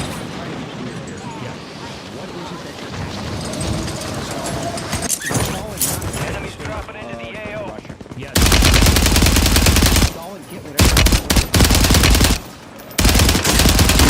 I mean, could he abuse his power? You're saying maybe, but had he abused his power, there would have been consequences. when you're in a position of total control, whatever your preferences are, He didn't. He didn't. Even the CIA released a memo.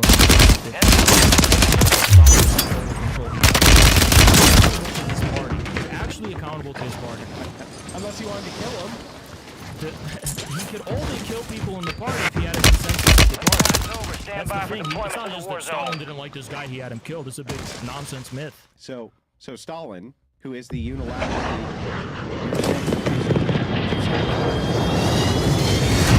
same thing. The problem is we have an information blackout because all we get from North Korea are bullshit stories. Like enemy talking. We have an information blackout. The reason we know as much as we know about Stalin, Soviet Union, collapsed, the archives opened up. So we can actually Stay alive and keep your squad in the fight. Your team leader. Set a drop point for your squad, soldiers. All right, we got you started. You finished the job.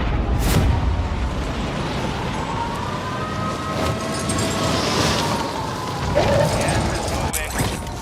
Your squad made it to the safe zone. Hostile advanced UAV overhead.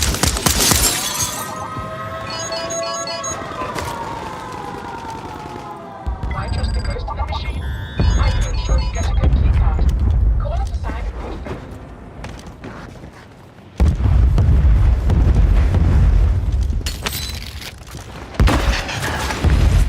Loadout drop headed your way. Hostile advanced UAV deployed.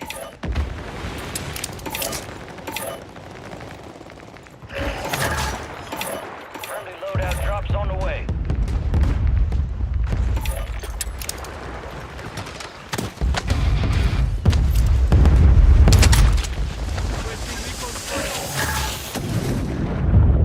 You got a loadout drop inbound.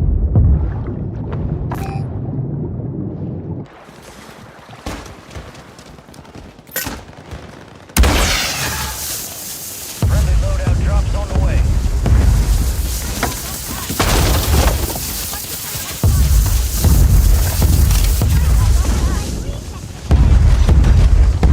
Hostile advanced UAV overhead.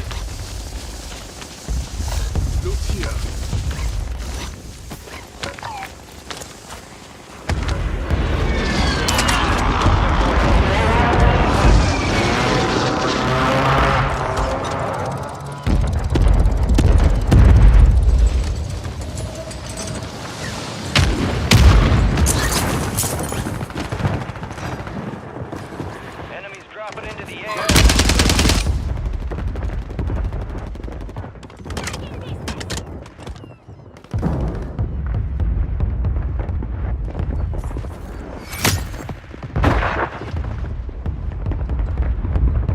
Hostile advanced UAV deployed. Confirmed. Located the rest of them. Hostile advanced UAV overhead. Hostile advanced UAV deployed.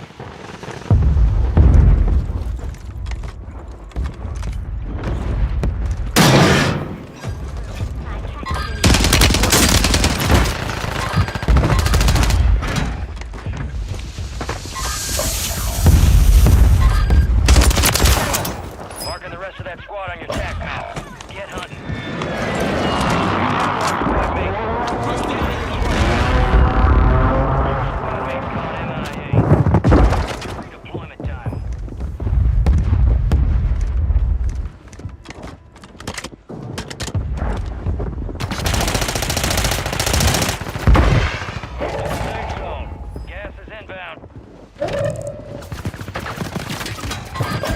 Squad is down. Stay alive to bring them back. Enemies are dropping in the air.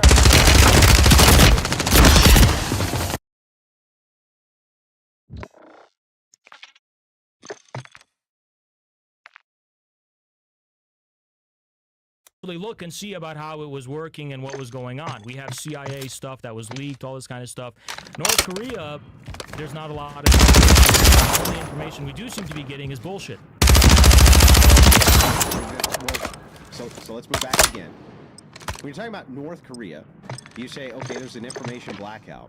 What I'm asking you specifically, though, you say Stalin has never used his position of power to bring Where's the evidence of that? So, when he's in service to the people, what is he doing as part of his service? What is it? Leading them. He does what he does on an asking You, task. what is Stalin doing here? Is the position He is of leader? attending to the bit and We're headed to the overseeing war the zone. business of the Get state, geared up making and sure stand by. that the 5-year plans are being executed correctly, attending and stations, being we are green to he's go. literally Stand by for reading deployment. the letters of ordinary people that are being sent on a regular basis to him. He's actually reading these things and replying. He's overseeing the people that are under him, making sure that they're doing their job. He's consulting with to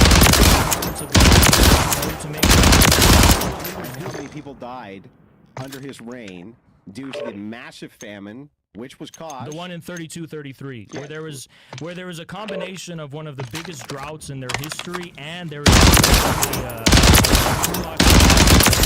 burning grain as a form There's of also political massive resistance. proof that they were trying to reallocate and distribute these greenhouse rotting away because they were trying to distribute equally The these famine, types listen, of supplies. the famine was a disaster, but let's actually place things into context. Real quick, This- guys. Yeah. We've been going 35 minutes on this topic, and I didn't want to stop anything because you guys were going. We're talking about famine and stuff. Sure, Stalin. sure, cool. Getting heated, man. I love No, it. I mean, no, I didn't want to stop it. Obviously, this open discourse here and doing time rounds would probably interrupt the flow. Yep. So what?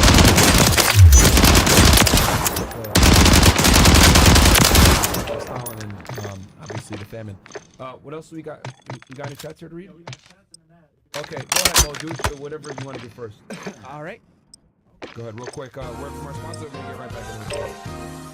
This episode is sponsored by Rumble 1775 Coffee. What do or even former President Bush say having with our Rumble 1775? We don't lie about our origin, that's why. We tell you exactly what's in our beans and where they come from, why they are the best and richest tasting coffee beans in the world. At 1775 Coffee Company, we cut straight to the point. So stop supporting the woke liberal coffee from big corporations that hate you and make you sick. It's amazing, but it also supports free speech and all the rumble. So go to 1775coffee.com/fresh and use the code FRESH right now and get 15% off your order. So that is 1775coffee.com/fresh and use the code FRESH right now and get 15% off your order. Fight the woke mob, brew rebellion. And thank you, 1775 Coffee, for sponsoring this episode. Gotta stay fresh. All right, so I'll read some of these chats and we'll get back into it.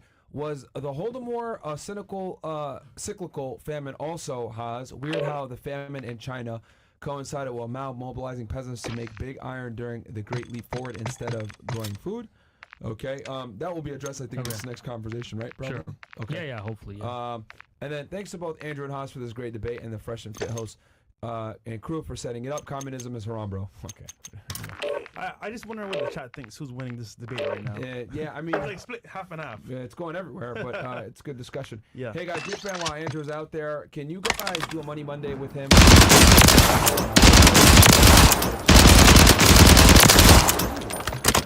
Andrew wants to do it, we can. Sure. WFNF, fresh updates, thank you. And then Emmanuel goes, quick question, Haas. Why did communism, if so great, lead to nearly 100 million deaths? Why have you never thought critically about whether that's true or not? Because I'll spoil it for you. It's fake. It's not true. Okay. And then Godboy says gorillas in control. Okay. Anything else? So, go ahead and Continue. Turn it back. Do you guys need anything to drink or anything?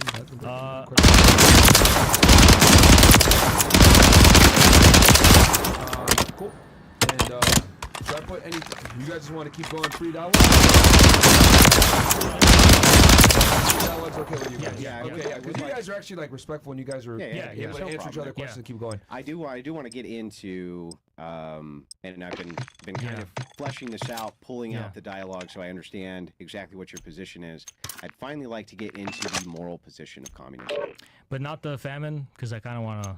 Yeah, we can get to that. Yeah. But can we start with the moral position of communism, and then we can dive into the famine portion? That's where we left off was a famine. Sure. Some elongated Sure. conversation. I'm gonna start the timer anyway, just so I know. Yeah, so the issue here is the reconciliation. So I'll that Haas knows far more about communism and communist history than me. He should, right? He's not an orthodox apologist, for instance, nor.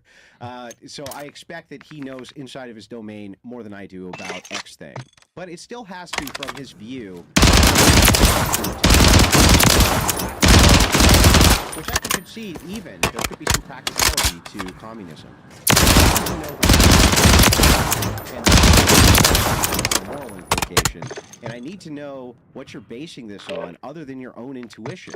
And if there is something external to your own intuition, and why we should follow it, I would say, and I'm gonna posit this, to move towards. I think that you would say the same thing with the state. Communism preventing this except with the barrel of a gun versus argumentation.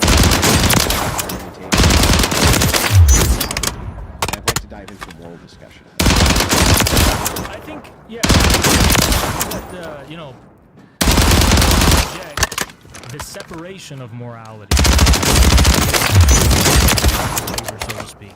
I think that a human existence, inclusive of its economic political reality and its historical reality, is infused with the moral. The moral has significance for every historical era, for every historical situation. For example, not to get into the conflict itself, but just an example you can agree. I think, for example, morality for a Palestinian, it's not a question of propositional logic. It's not a question of reasoning. It is based in a people are by a foreign aggressor, and it is a matter of individual, which is to resist, right? So history is riddled with situations like this. I would argue that the biblical prophets, historically, they're giving people a message, but them on the justified on the basis I'm not asking for a rational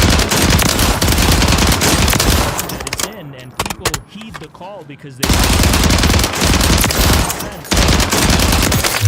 many things here which would make sense even in superior. Fuck them, right? What do I? Palestinian, you would regard it as Thing to exterminate the Palestinian, right? But what kind of morals would you have? I think as Stalin Also, proposed, but this is why I'm asking for kind of. I'm not asking. Kind of the general idea. I don't actually understand what the moral proposition of communism is, and Hegel certainly is not offering one. okay. So what is it? Look, I don't want to. I'm not dodging.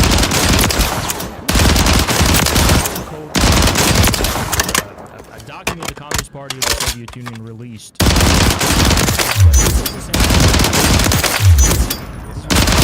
Well, in my view, the of the communist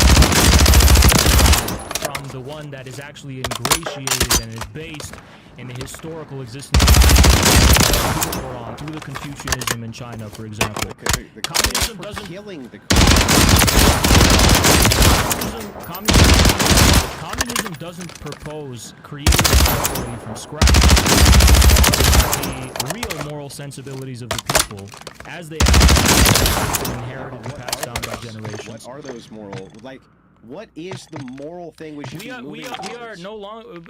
That question is a descriptive question. It's not a propositional one. It's not what should it be. It's what is it. It's a question of analysis. So, for example, we can say the morality. I'm sorry, I don't mean to cut in. I want to clarify though. Yeah. Yeah. But we're looking at an is and an ought here. Adopt to the description of what it is. Clearly, you're not going to adopt the prescription of the morality of like putting someone on a pyramid, cutting out their heart, holding it up to the sun god. You would say, no, we're not doing that. But human beings did do that for a long period yeah, of but that doesn't history. mean communism would endorse that. No, absolutely so not. So it's moving towards some Because moral communism something. is not something that is separating itself from the development of history. It's the culmination of history. We're not here to reject the Bible and reject the religious traditions of the people. Then what is your grounding to say you can't take them on top of pyramids and cut their hearts out? Why does there need to be a grounding for that? Why does there need to be and by grounding, by the way, you're talking about propositional logic. You're talking about something that is basically the self-consistency of a concept. Well, we do need to know. I regard that, Well, but I regard that as the foundation lie in logic. The foundation of morality lies in existence. It lies in the real existence of people. To make sense of that existence, not only to themselves, toward the natural world. Let's back up. Okay. Yeah. Far more expressive of propositional logic or logic of any kind really ever expressed. The external. But you should still be able to give me a of what it is communism, the moral destruction moving towards. So I'll give you the example. You believe that it's material conditions, right, which set what men will do, not some sort of ontology which is the man, which sets what they will do. Materialism is not about a single directional cause and effect. What man is doing is a material reality. It's not that the material reality is the cause of his actions. The context by which his actions are suspended in a way that reproduces his real existence is a material existence. How do you win? So if this was a video game called Communism, the game, what's the win condition? What do you mean? Inside, so if you have a video game, let's say you have World of Warcraft, it's going to have its own economy, it's going to have its own player base, it's going to have its own everything, right? It's not reality, but it's like a demi-reflection of reality, right? So inside of the game, there's going to be a victory condition, right? Right? You beat the game. So what is communism's answer to beating the game? So the Christian answer is theosis. You beat the game, you become more like Christ, you enter into theosis. This is our objective. What does that This is what we're moving towards. This is that's the victory condition. What's the that we're moving towards so we know we beat the game? You know, broadly, I would say the overall development of the productive forces and the... You know that is the moral thing to move towards. Probably growth and the growth of wealth. The growth of wealth. The growth of wealth and the growth of individual. Just for the individual. Of course, not just for the individual. And how is it that you describe what is a wealthy person, an individual? Is that what you're talking about? Material? It can be recorded. By wealth, just about the necessities of people to exist. Clearly, an extension of wealth. close now. And they could not survive relative to, you know, They 100. survive better and often than the rich who abort their kids and the middle class who. It's not for the expansion of the overall. They seem to, the poor seem to survive better than the rich. People in 1800. Well, so you have, and by the way, we're about to go way less than 8 billion people now. Sure. And there's 1800. I agree. on planet Earth. You have just contradicted yourself. How could it possibly be that we have now produced more wealth, but we're just like we've never seen before? There's no possible way that we're going to be able to reproduce at 8 billion long term. That's fine. No projection. But in is stating that. 1800, 8 billion people could not exist on Earth. Because the material wealth and the productive forces and technology to a sufficient degree. Also an issue. It takes X amount of generations to reproduce X amount of people. Starting point. I don't know. Neither do you. No, I don't. I'm just saying, like, do you think thousands of years? There's thousands of years, okay, and we can clearly. Do you think that we're recording the population accurately, or maybe like in ancient Egypt there was like billions of people? Just so, because I think there was billions of people. I think you can see the expansion of the growth of the population globally, you know, corresponds, at least if it's not absolute, tendency to the expansion. But that doesn't answer the question of how you reconcile. It really takes a lot of wealth for this expansion to happen, and then you say we're creating more wealth than we ever have before, but this expansion of population not happening. In fact, it's going the other way. Well, okay. I'm not inevitably under all circumstances. I'm saying it's a necessary prerequisite for it to be possible. I'm saying that I think that they need to eat, but they need to eat. Additional labor is going to create ideology. There's too many fucking people. I'm not saying that. I'm not saying that. I don't know. Listen. I'm actually saying we should have more people on Earth. Okay. Yeah. Is that in order to be able to support them through developing the productive forces? Yeah, but just having more people is going to necessarily do that. It necessarily adds to labor. Even if that's even if we, I don't know if that's exactly true. I think the increase. It's not just labor, because there's finite resources, but when you increase the methods of production with the same amount of resources, you can actually yield more. That's going to require labor.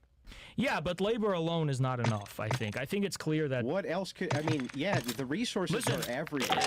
Here's the problem, right? We have a steady rate of population growth for thousands of years, right? Thousands of years, right? So if it's in some areas, yeah. Okay, and then in the last 200 years, it's like, wow, it's like all the way going up. In the last 200 years, it's gone the opposite. So from the year 1800 to right now, I can pull up a graph right now and show you. It's literally done this. The birth rates have dropped and dove out like nothing you can even imagine. The population has decreased significantly? It's going to. So you're going to see... The consequence of the Industrial Revolution. Birth rates in the West have sunk like this, even though they're producing the most material wealth.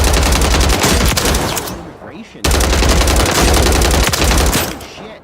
We're bringing in to the tune of 1 million immigrants per year. That in the foreseeable. What does that have to do with the fact that the only real, I mean, has grown as significantly as it has? Because it had land to expand. What? Because what? Because of land to expand. It has nothing to do with it, because most of the land on Earth is not dense populated Yeah, density.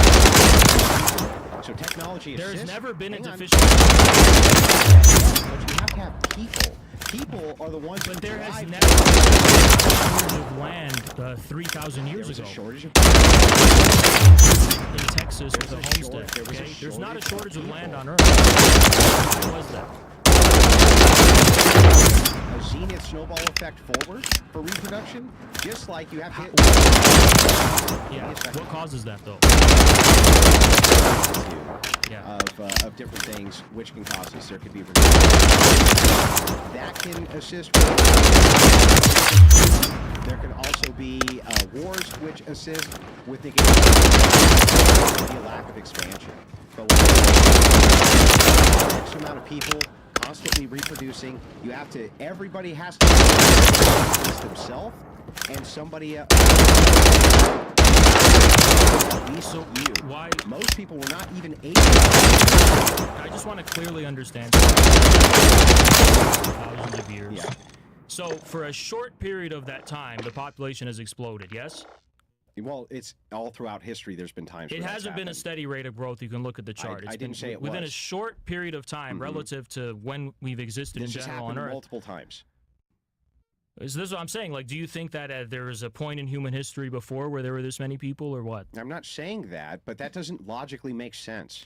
I think that it's clear That's that not logic. That doesn't logically make sense. The Why main would cause, it be? the what? main cause of population growth, okay, as far as the modern period, Yeah. has been the development of the productive forces and industrialization. I think that's pretty obvious. I'm not disputing that technology has assisted with this. What I'm saying is that the thing which makes the technology possible is the people element. It's the human element. Humans have been around for thousands of years. Yes, Why is but it only not until because recently? You still have to have X amount of numbers who can run the production of this technology in order to continue this bloodline going. You have to have that. But why is it only recently that the population exploded? It's not recent. There's been many times in history where there's been explosions of Wait, population. relative to depending the on what's relative going to on. the 8 billion people that are on Earth right now, yes, it was recent.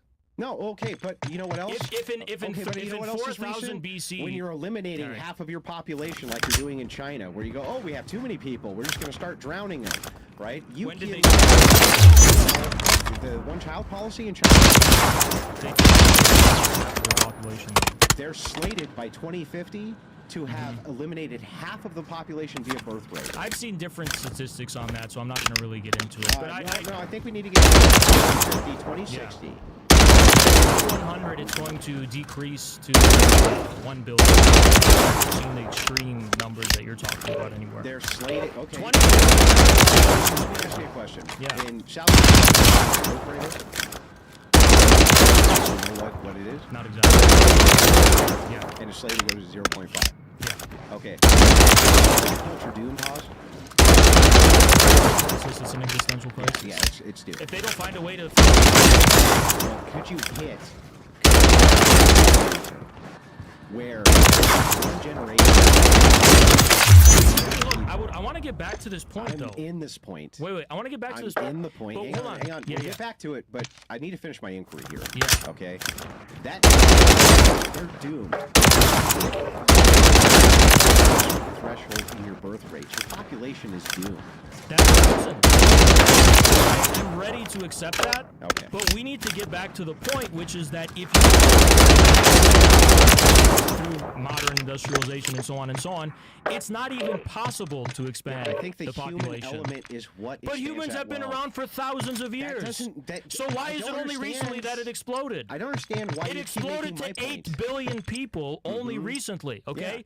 For thousands of years, we have never gotten the rate of growth that we That's have because we since the didn't rise have of industrialization. Aircraft travel and mass land travel and steamboats and steam engines. And I wonder all what those contributes to the things. possibility of Because these all things. it takes It's is- the expansion of the productive all forces. it takes is one technological marvel to open up possibilities. So, for instance, okay, if we invented a spaceship that took us to Mars tomorrow, okay, and we could have viable life on Mars, do you think the population of Mars would fucking explode? Okay, so you agree Hang it's on, hang on, technology Pause, then, answer right? my question. If we had a spaceship If to you go had to a Mars, spaceship that would go to Mars Yeah. and you landed on Mars, right, would the population there on Mars explode? Yeah, sure. Absolutely, it Okay. would, right? Yeah. So you can have one technological marvel, But we which can't even do that. which can complete this. But So it would what are the take- factors hang that on, contribute to but that? It takes the human element to go to Mars, I thus agree. expanding the labor Hold on. pool on Mars. But human element by itself has no explanatory value. I'm being more specific about the nature of that. You're up fast. We're about to get evil. Once again, human beings have been around for thousands of years and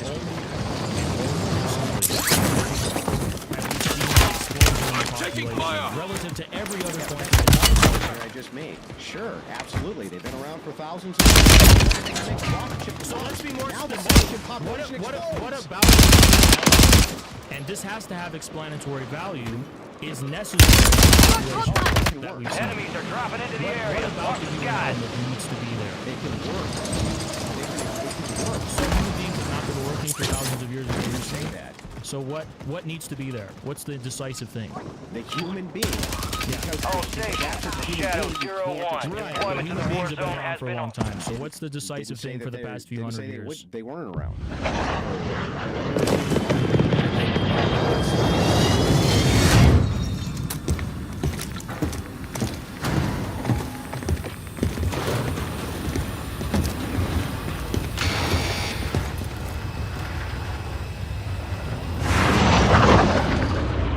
Supreme resurgence.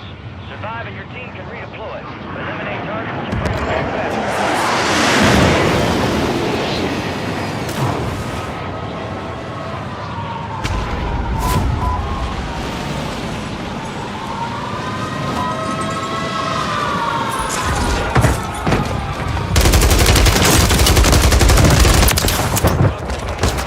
That squad. Hunt them down. Goddamn you. Who is it? Supply box UAV is on the way.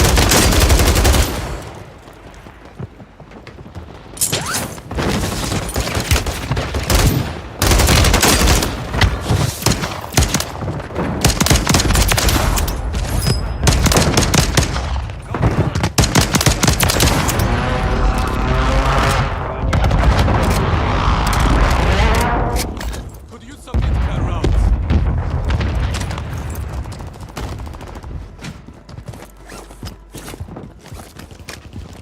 Enemies dropping into the air.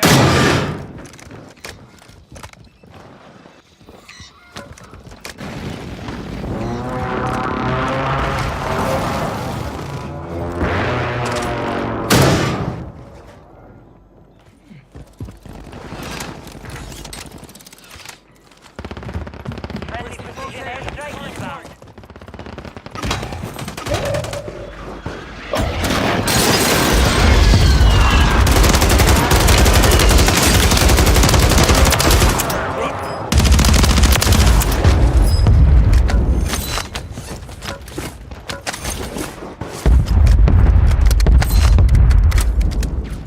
Could use some medical rounds.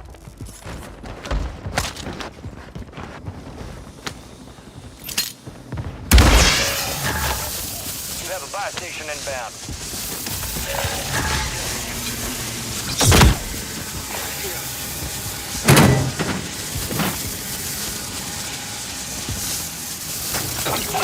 Hostile mortar strike. Take your position. Deployable buy stations ready. Enemy soldier incoming.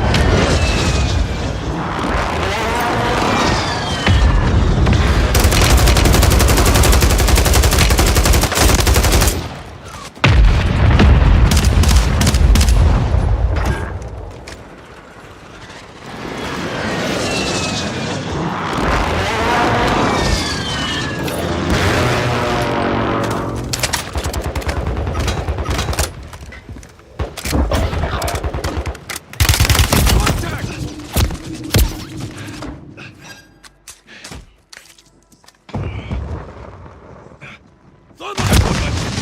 Tossing smoke grenade! Friendly airstrike in the AO. Squad mates redeploying. Well done.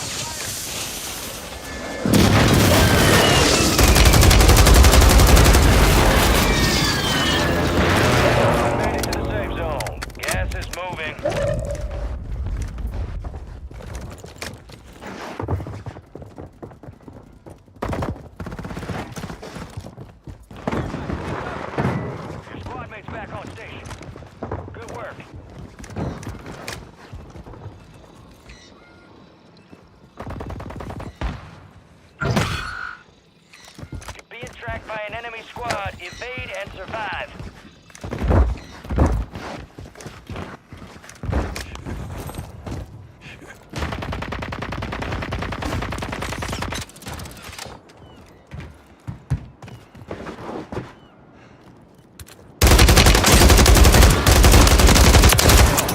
Marking the rest of that squad on your TAC map.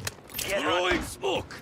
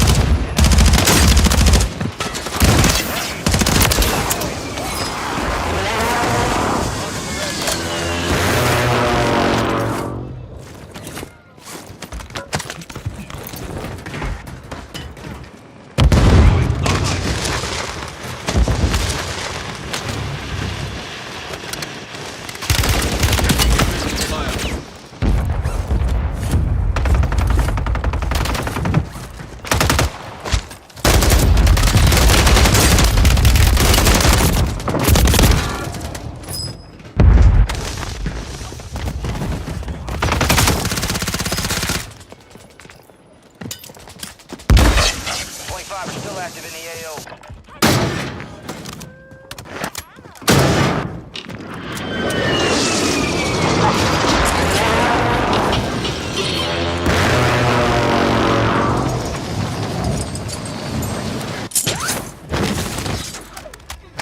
That's not to turn your laser sight on. Might not see me the rest of the Enemies dropping into the AO.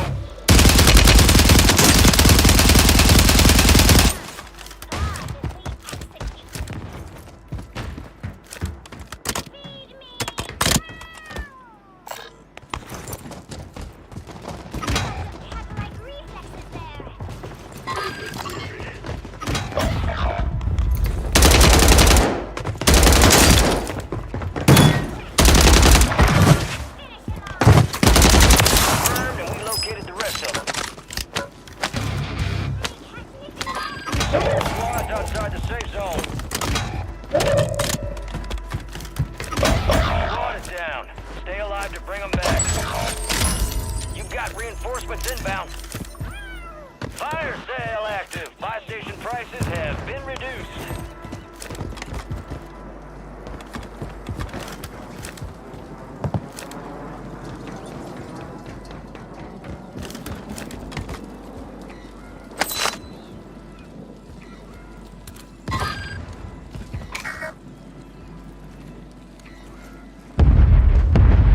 Squad mates back on station. Good work.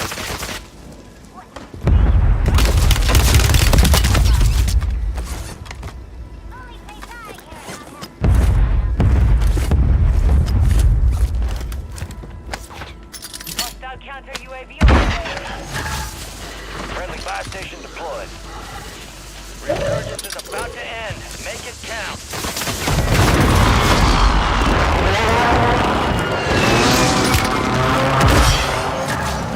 Enemy soldier incoming.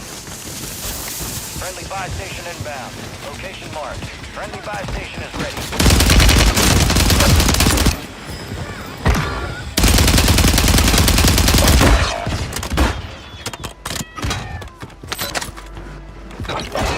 Near your location. Deployable buy station is available. Down to you, soldier. Stay sharp.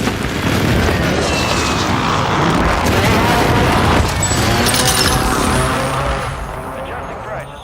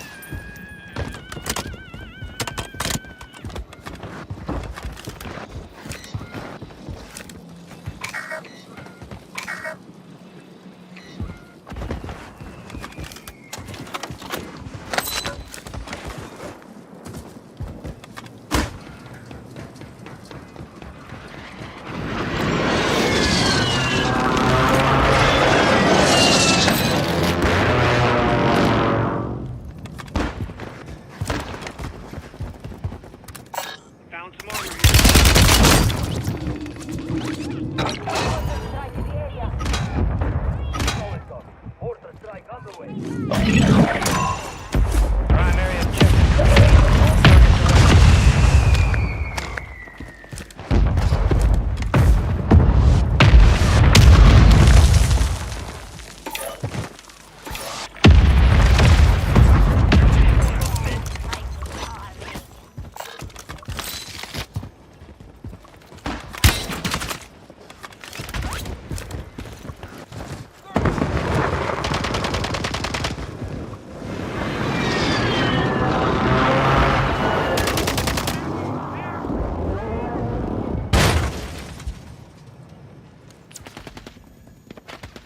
Head to the safe zone. Gas is inbound.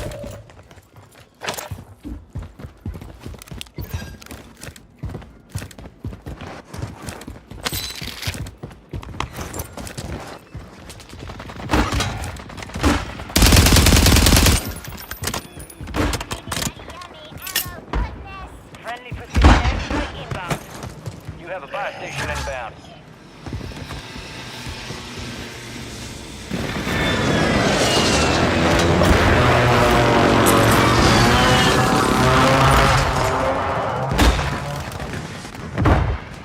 You made it to the top 10. Fight cover.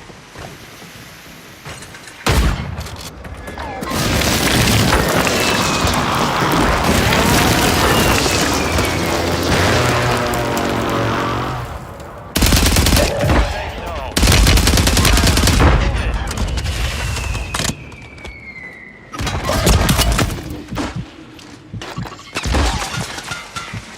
Friendly buy station deployed.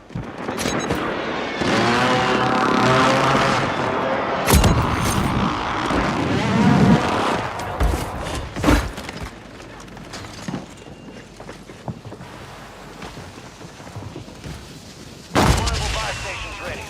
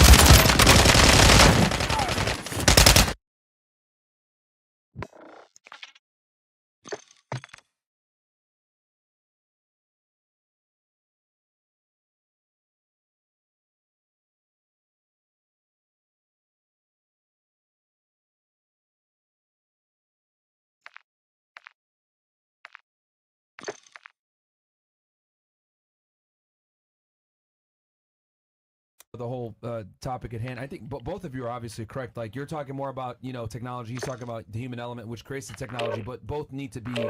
I'm presupposing the human element. Yeah, I'm not denying it. That's Yeah. a given to me, Yeah. right? But I'm just saying, let's I mean, be maybe more you can, specific. maybe you can make the argument about which one matters more. But Look, which I think this is what this argument is going down. But the human element is not in question right now. It's Yeah. not called into I think question. it was in Why? question because Why? you questioned it. You said no, I- it's an expansion. No, I it's an don't, I don't expansion. understand this misunderstanding. Okay. I'm not calling into question the human element.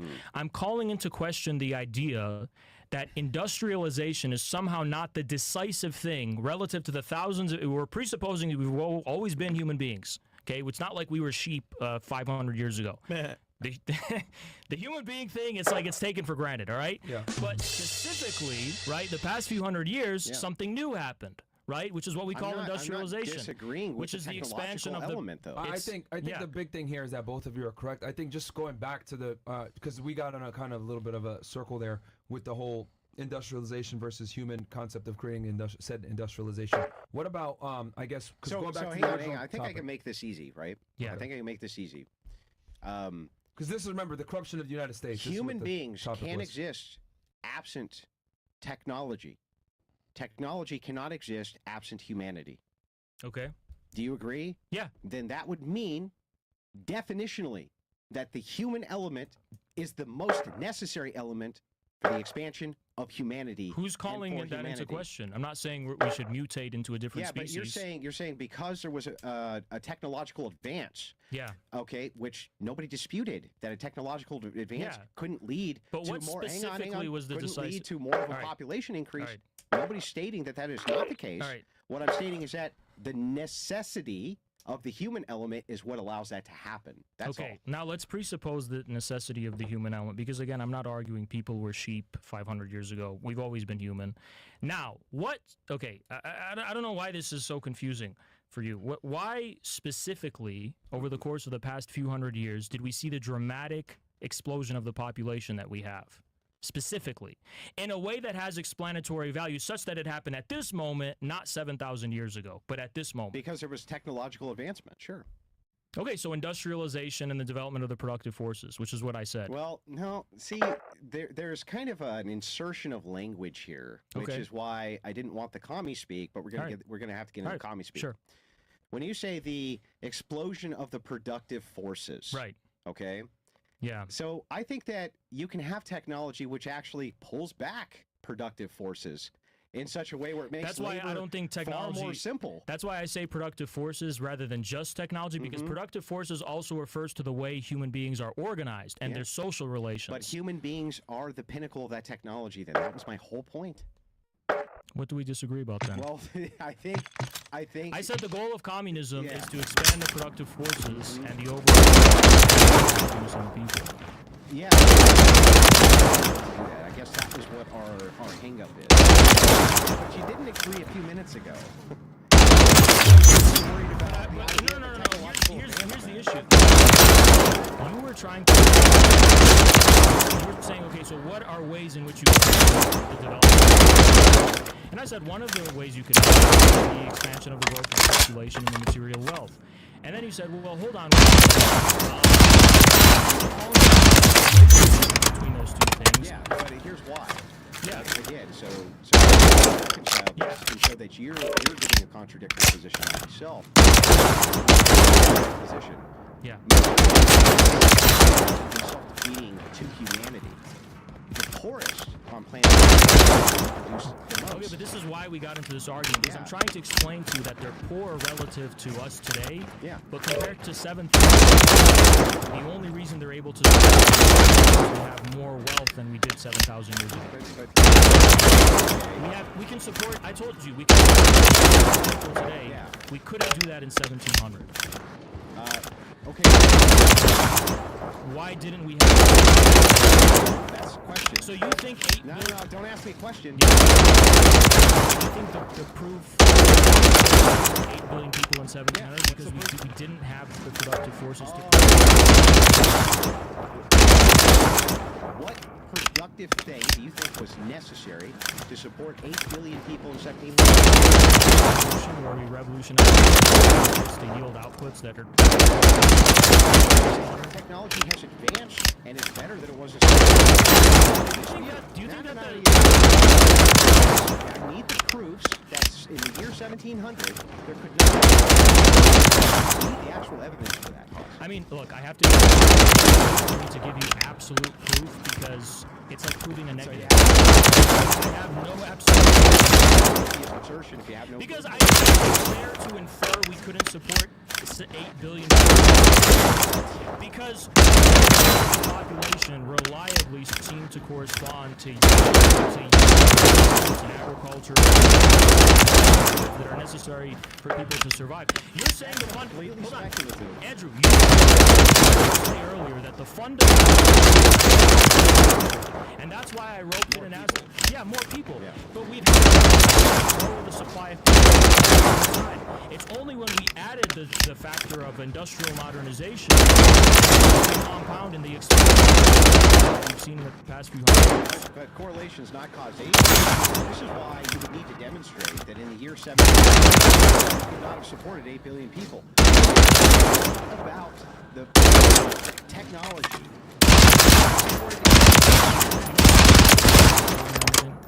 Preventing disease and I think death. that when I look back in history, about 3. You look about as long as you do now. Okay, so the medicine wasn't a decisive factor to support more people. I think that it's helpful, right? But I would also say that medicine can also be obesity. What about more intensive agriculture? With the same. This is a demonstration, though, that in the year 1700, there couldn't have been 8 billion So- people. Proof that you have. No, it's not my assertion, okay. Haas. It's the proof on it. So in 1700, I suspect that they didn't have the agricultural knowledge. Okay, what? So I mean, it's fine. Yeah, whatever. yeah.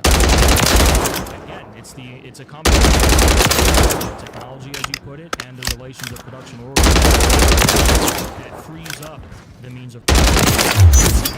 You know, Real quick, these- I think we kind of like hit a standstill here because like Yeah. you guys are both actually.